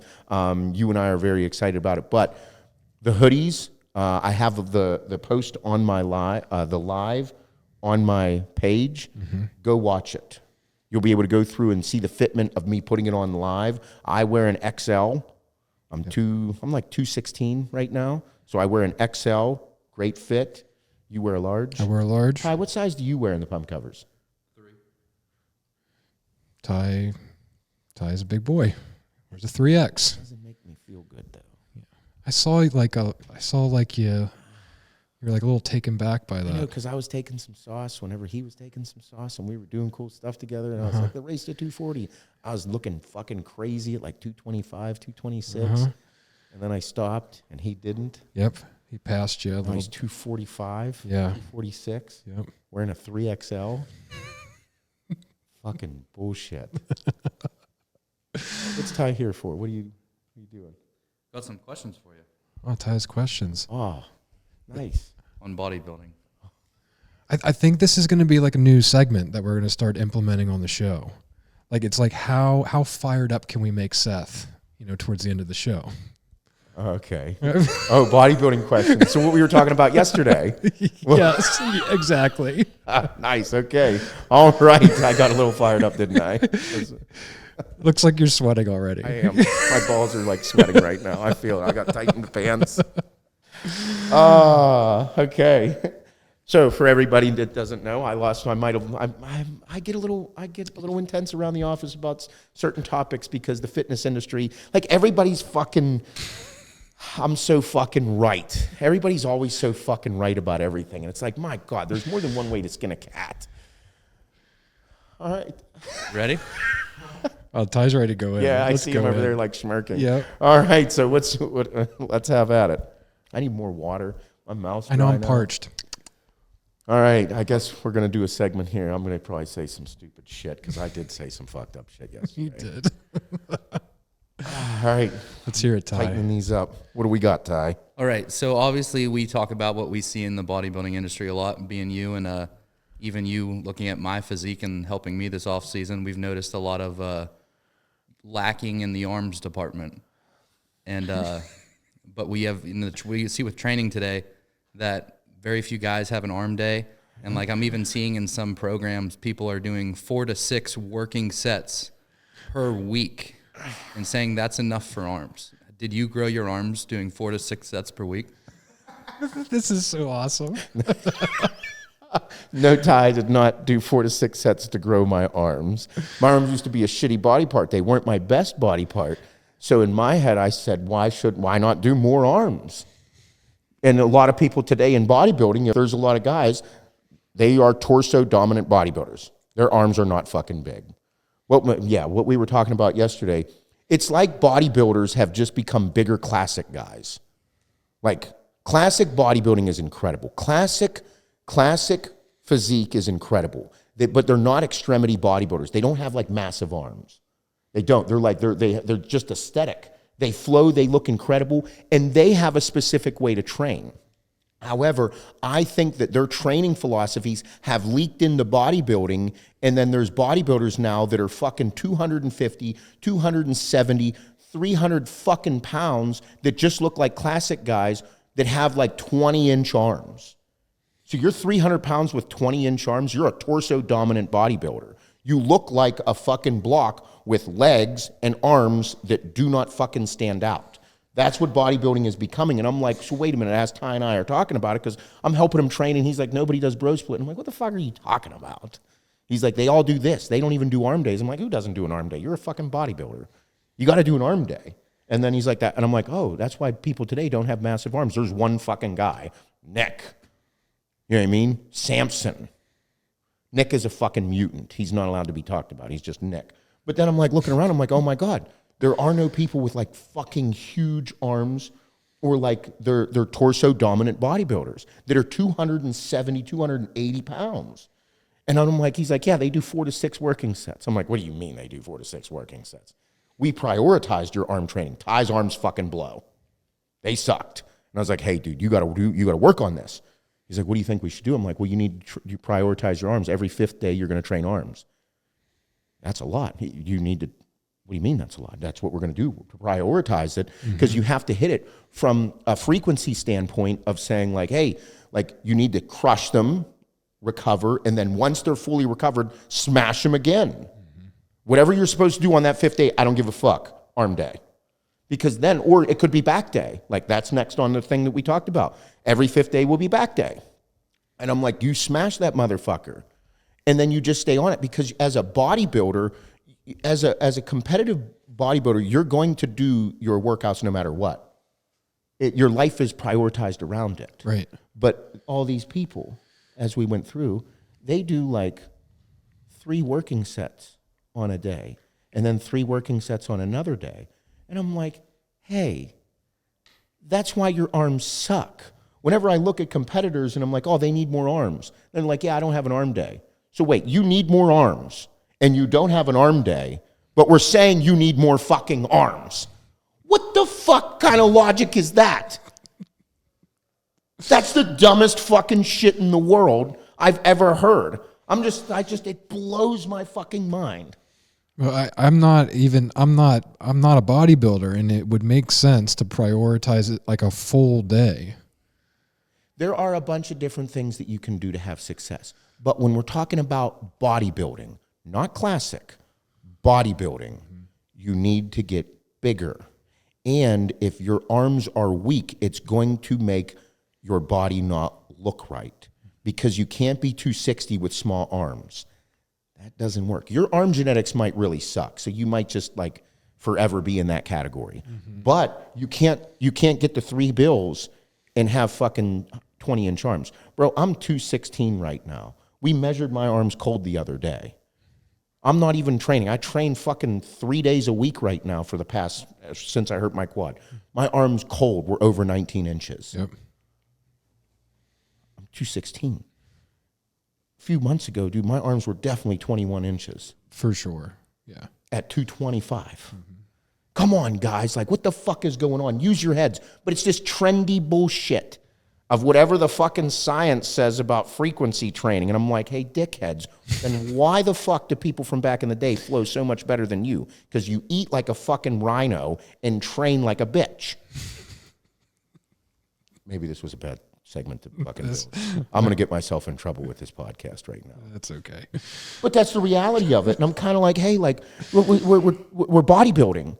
Like, the flow of the physique is so important, yet you're not training like it because the fucking latest fucking study from Natural Timmy over in the fucking corner is like, we should do frequency training this often. Bitch, you're a bodybuilder. You just injected fucking 1,000 milligrams of testosterone, 1,000 mgs of Primo, 1,000 mgs of Tren, and you're telling me about the fucking study that says the frequency of training is this. Nobody gives a fuck. How do you look on stage? Nobody fucking cares about that. We care about what you look like on stage because that's how you get paid. You get paid based on how you look. So what the fuck are you doing worrying about a study? You should be in the gym figuring it out for yourself, figuring out how I can look better. Oh, I do this. It's a long play in bodybuilding and everybody's sticking to the fucking this. And it's like, no, Classic can do that because Classic just needs to look fucking pretty. They just need to look pretty. That's why they don't need massive fucking arms or crazy fucking pops and drops on their hamstrings. Like, there's so many things that go into open bodybuilding versus Classic. It's just, there's literally physique guys with bigger arms than the dudes in the open. It's crazy. I mean, you saw what it did. We've only been doing this for like 3 months. Yeah, back to Ty. So we prioritize an arm day. Maybe you could put in a picture. Put a picture up of Ty doing his side chest from last year whenever he was not doing an arm day versus right now doing an arm day every 5 days. Massive difference because Ty's arms suck. And if Ty wants to be a big-time bodybuilder, we can't say, Ty, let's get to fucking 275 pounds and not do an arm day. Right. Your arms are going to look small. Your arms. I don't know too many people that have massive arms that don't do an arm day.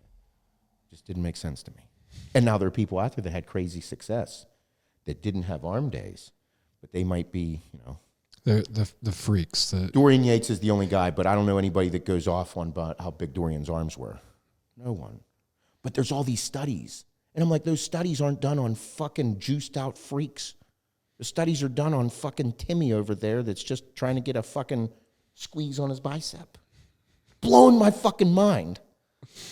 Like, how'd you get your arms so big, Seth? Well, this is my arm style. That's too much. So wait, you just asked me how I got my arms bigger. Because my arms used to not be good, and then I made my arms good. And this is what I did to get them there to be good. And now you're telling me that was too much whenever you just asked me what I did. And because you saw a study that said that's not a good idea, you're going to listen to the study and keep doing that and keep having small arms. You're a special kind of stupid, ain't you? You know, oh, this study is 85% effective. That's great. What about the other 15? Are you in the 85 or the 15?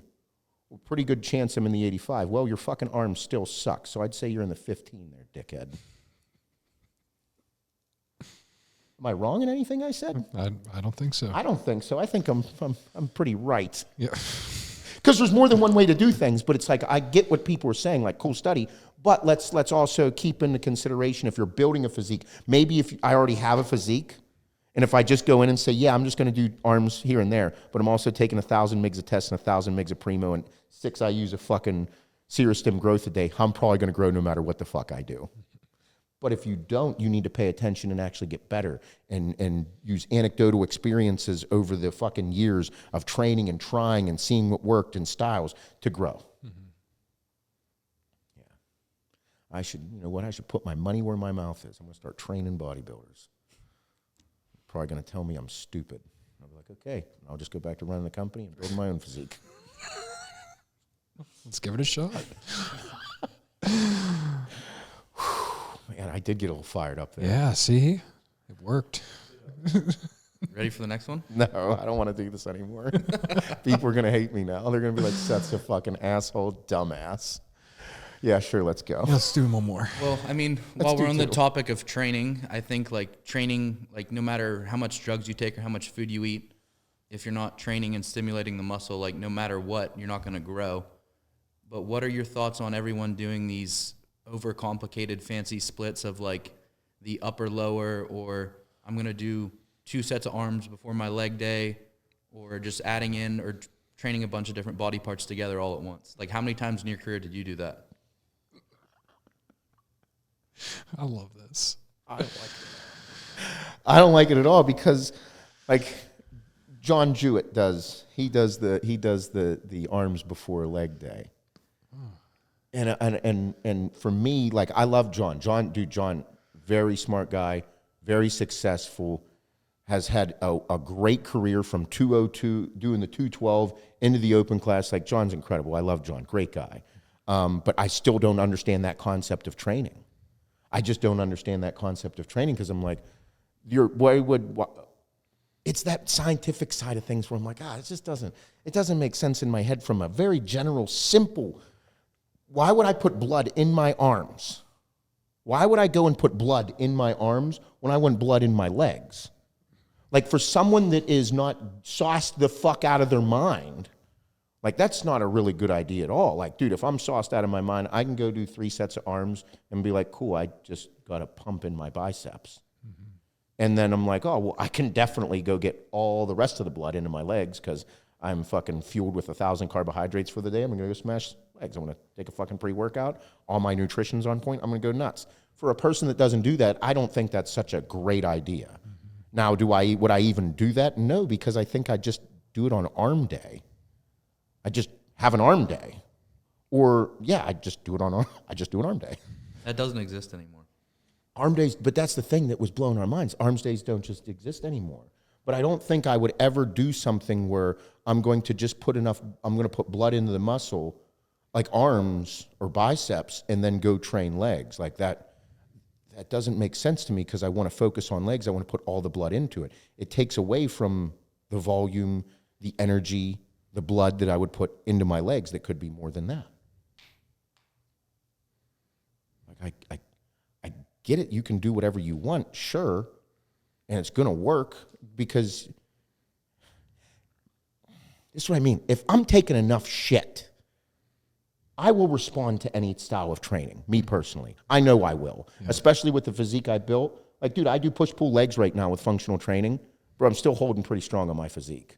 But whenever I look back at what I was doing with bro split and all the food and all the training, I'm like, yeah, fucking bro split works for me. Fuck, this pisses me off. This quad really fucking irks my tater. Because it was like I might have been the last hope for bro split.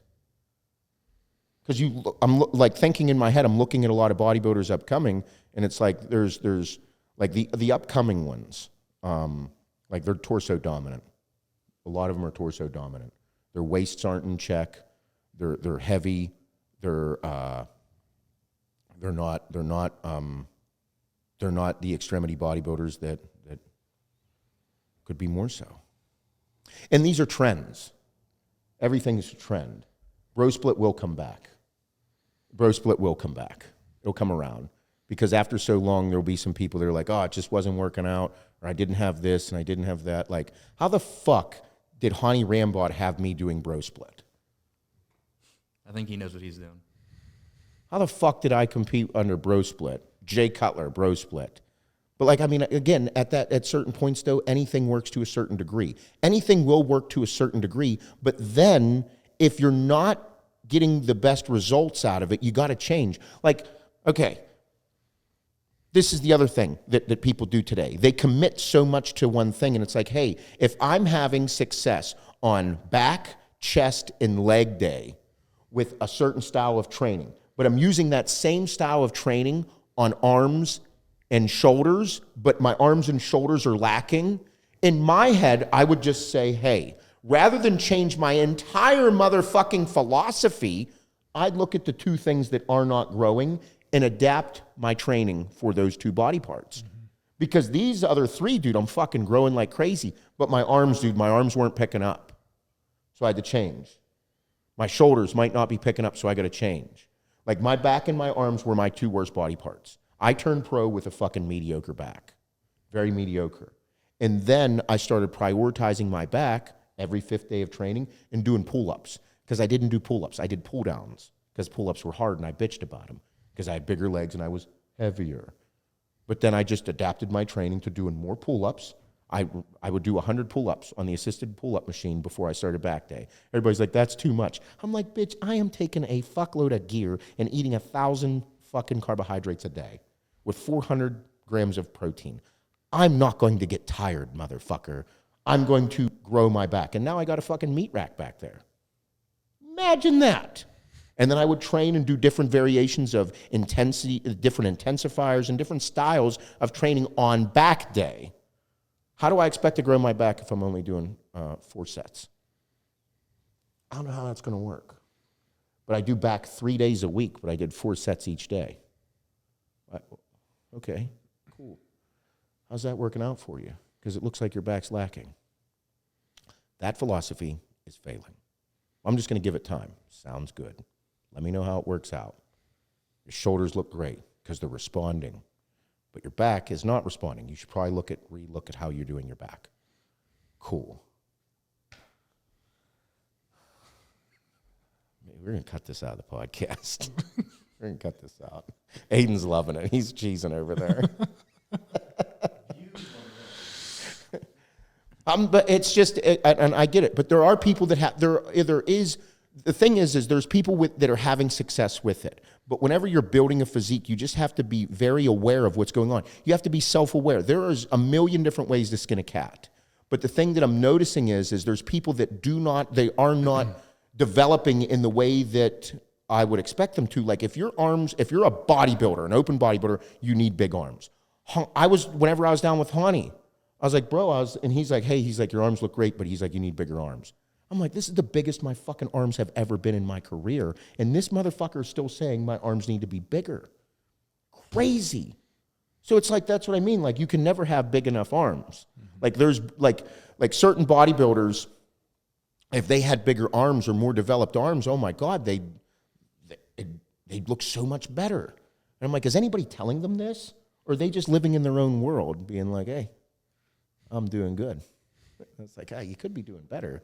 Maybe you should try something else. Like, where's your fucking coach telling you you need to train arm? No, your coach is the one telling you that you should train fucking this or this, but your arms aren't growing. Like, whenever I look at Ty, he's like, my arms are shit. I'm like, yeah, how are you training them? I was like, hey, what's your arm day look like? And he's like, I don't have an arm day. I'm like, what do you mean you don't have a fucking arm day? What is that? But you know your arms suck. Break everything down for me. Oh boy, that's fucking stupid. It's just not working. Well, then we should change it. I don't know. Maybe I'm the asshole. Too old school. You old fuck. You old dickhead. But there are many ways to train. And all I'm getting at is there's a bunch of different ways to skin a cat. But if you're not having success on certain areas, you should probably do something different. Right? Do you think it's like people are just too scared to make the change, like to try something new? Say that again? Do you think they're just too scared to like make the change? Like just because people in general, they don't like change. They don't, and I think it's just trendy. Yeah. I think that because of how things are, and dude, nobody likes to do things out of the norm. And science-based training is a massive deal. Mm-hmm. That's what I mean. Like, I don't care about a fucking study. I care about how I look on stage. I care about the success of my career as a bodybuilder. If that's what I want to look like, I got to create that I got to sculpt my body.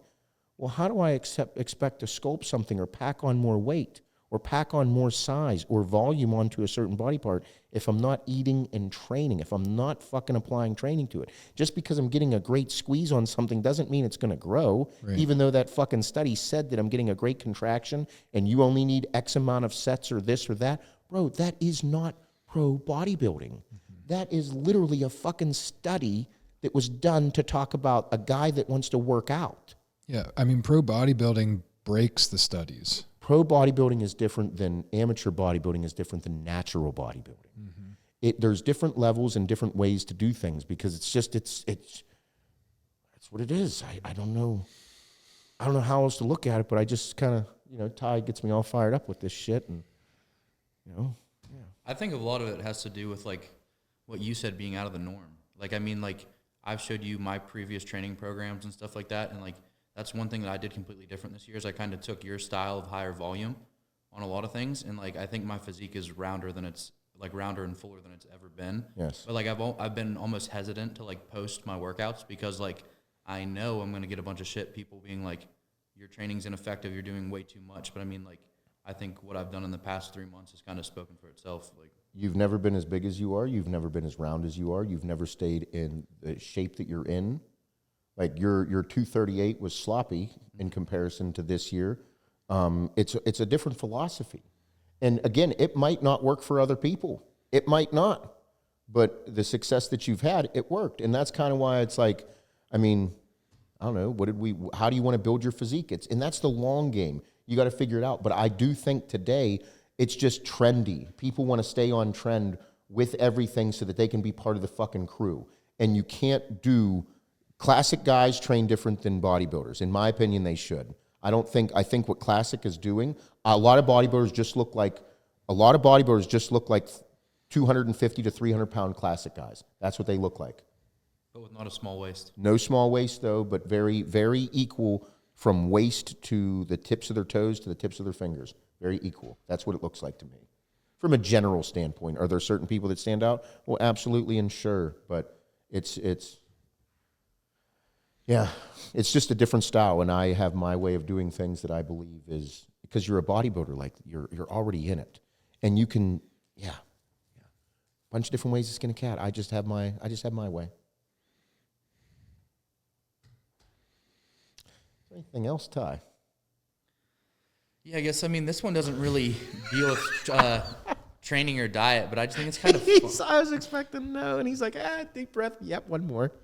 What do you got? Like, this one doesn't have to do with training or diet, but I'm just, like, amazed by how many people, like, review other pros' training or diets when, like, they've never competed themselves or never had any success in bodybuilding, but then they go and critique somebody that's had success at the highest level. I don't like this segment. What? This is yeah. I don't either. I think it's why? Nope, I'm gonna stay calm on this one. I just think it's crazy. I don't like the fact that but it's all about views and clicks. That's all it is. And I think that's why you're afraid. You're not afraid, but you're hesitant to post. I think that's why a lot of people are hesitant to post things that they might have had success with, because there's going to be a review channel that says they're stupid. They're going to take someone who has a high success at their profession and then belittle them in any way, shape, or form to make them break them down to build themselves up. Whenever they never did it, they don't know what it's like. They don't know what it's like to live in that world. That's why. It's why I dislike the review channels, because it's like, I get it, and everybody just wants to be famous. But people that actually are going after something with their craft, I think that's part of life. You're on a journey, and people are like, well, they're putting it out there, and I'm just going to talk about it. It's like, yeah, I know, but they're still human beings, and you're going to discourage people to do so. I want to encourage people to do things. I want to see them succeed. That's why I go off about this subjects with the training, because I want to see the people succeed. I want to see them actually get better at what they are, not just kind of follow the norm or follow the trend of what everybody's doing because I think it's cool. I'm not a fan of them. I think we talked about that earlier here, didn't we? A little bit. A little bit. Touched on it a little bit. I just fucking, anything that I get fired up about is because I'm super passionate. Like I love bodybuilding. I'm so fucking mad about this quad. I'm so mad about my fucking ankle, my 3 numb fucking fingers. It's beyond belief. But whenever I look at it, I'm like, man, I like helping you. Like I get such excitement because Ty will send me pictures on like Saturday morning or Sunday morning. And like, I just get half naked tie and I'm rolling through. I'm like, man, look at the progress. This is fucking great. Because I know like there's certain shots that whenever he hits them, he's excited because I've got to know him. And I'm like, training clients at a high level would be an absolute fucking blast. Because I'd be able to actually, I know there are philosophies that I have and do that could help a lot of these bodybuilders. I know for a fucking fact. Because it's not that these guys don't work hard. It's just that they're trying to get to the best of their abilities. And whenever people get something stuck in their head about something, they're dead set on doing it that way. And I'm like, there's ways to grow. There's ways to get better. There's ways to improve that you might not have thought about. And that's the excitement side of training and experiencing new styles and training with someone else and collaborating, because then that's how you get better. Like that's how like lightning occurs, is whenever something that you never thought of, all you did was get together with another person and they were like, hey, try this out. That's what fucking John Meadows did such a great job of. Yeah. He was the industry misses fucking John Meadows so much it's not even funny, because he was able to say in a way what I'm saying eloquently and from a scientific standpoint, because John Meadows was a fucking bro. But he wouldn't downplay or degrade anybody's concepts of training. He would just say, maybe try this. Maybe try this to experience this. And that's what he did such a great job of, because it's like, I would love to do that, because there's a few bodybuilders in my head that I'm thinking of that I'm like, man, I'd love to fucking get a hold of your training and sit down and go through your food, go through your training styles, and see if what you're doing is what I think you're doing, because I know a fucking few adjustments would actually make you better. Yeah. I'd love to fucking do that if I had the time. I'd love to actually just shoot the shit with these people, so then it might open my eyes. I might be fucking dead wrong. I don't think I'm dead wrong, because all I have to do is look at the fucking pictures, and I'm pretty sure I'm like, yeah, I know what you're doing. Like that, you're here and here, you're lacking. Like you're falling behind, and you're dedicating your entire life to this. So I would probably make some adjustments right now to your training, get better, because I know 2 years from now, 2 years are going to pass, and you're just going to be a bigger version of this, and your stomach might be bigger. Your stomach might get wider, it might get more distended, and your side chest is going to look like dog shit. And it's kind of like, man, like, come on, because I know the years on me have ticked by. The years on me have ticked by. I'm 40 years old. Dude, you can't waste years. Don't waste years. And I think, and that's one of the reasons that I'm getting a little fired up about it, is because they are wasting years. They could be so much better. So, yeah. All right. Well, that was a great first segment of Let's Get Seth Fired Up. We're going to try to bring this to you weekly. No, won't always be bodybuilding. Sometimes it'll be business. Sometimes it'll be, we're going to bring fucking Gino in here next. We'll bring the accountant in, yeah. That'll be a bad day. We'll bring the CFO in for some nice Q&A.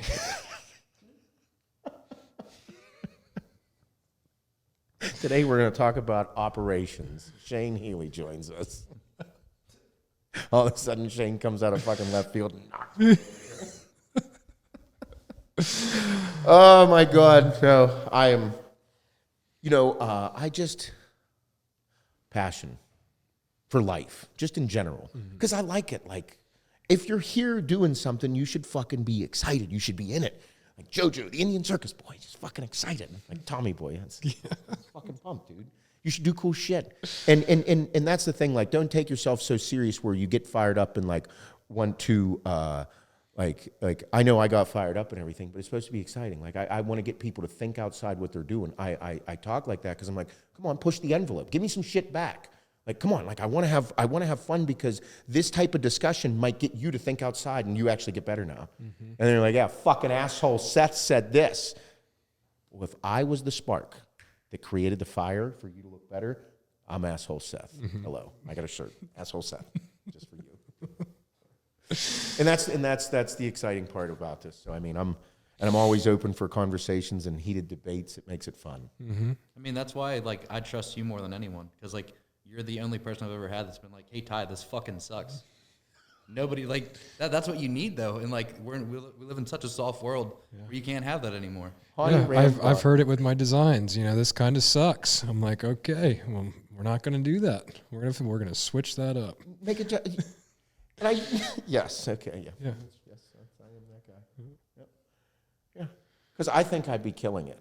I'd fucking be like, I look fucking incredible.